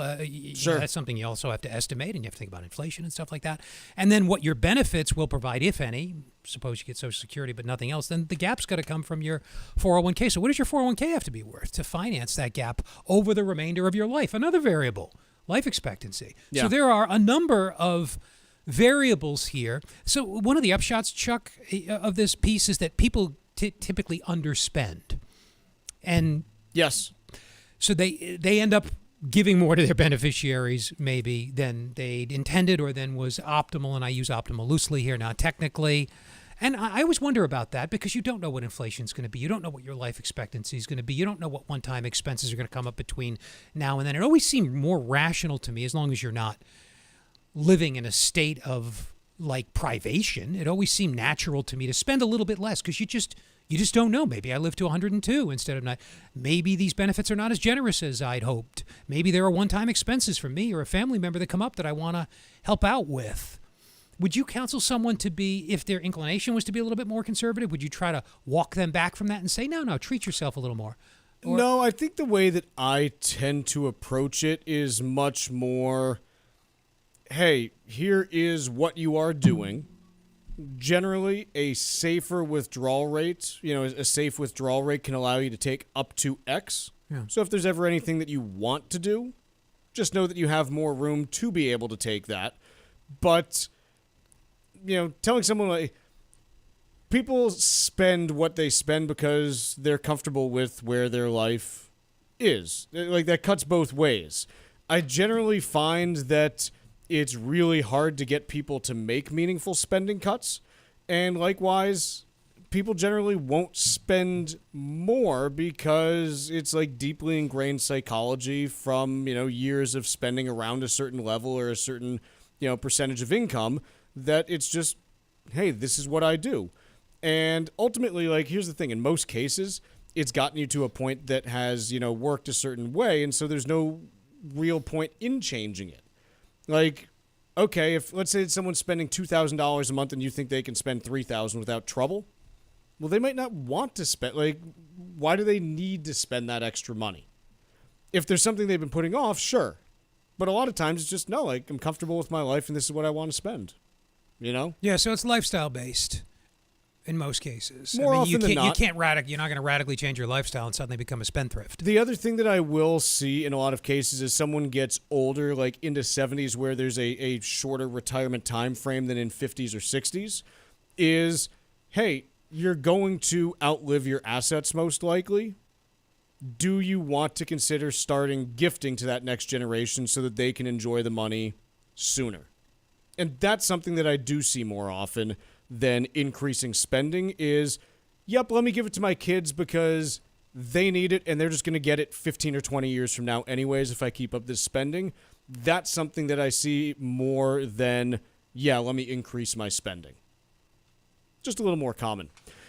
Piece in MoneyWise. I don't know where this came from. I'm not familiar with MoneyWise. I'm not wise to them.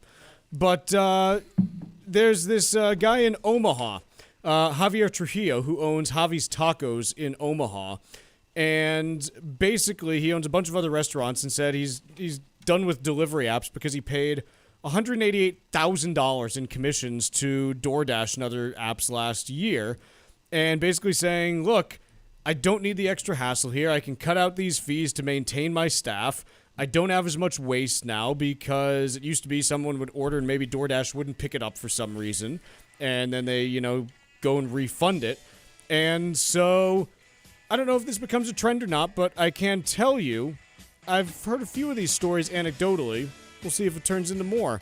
Quick break for the rest of the day. We'll see you tomorrow on the Financial Exchange.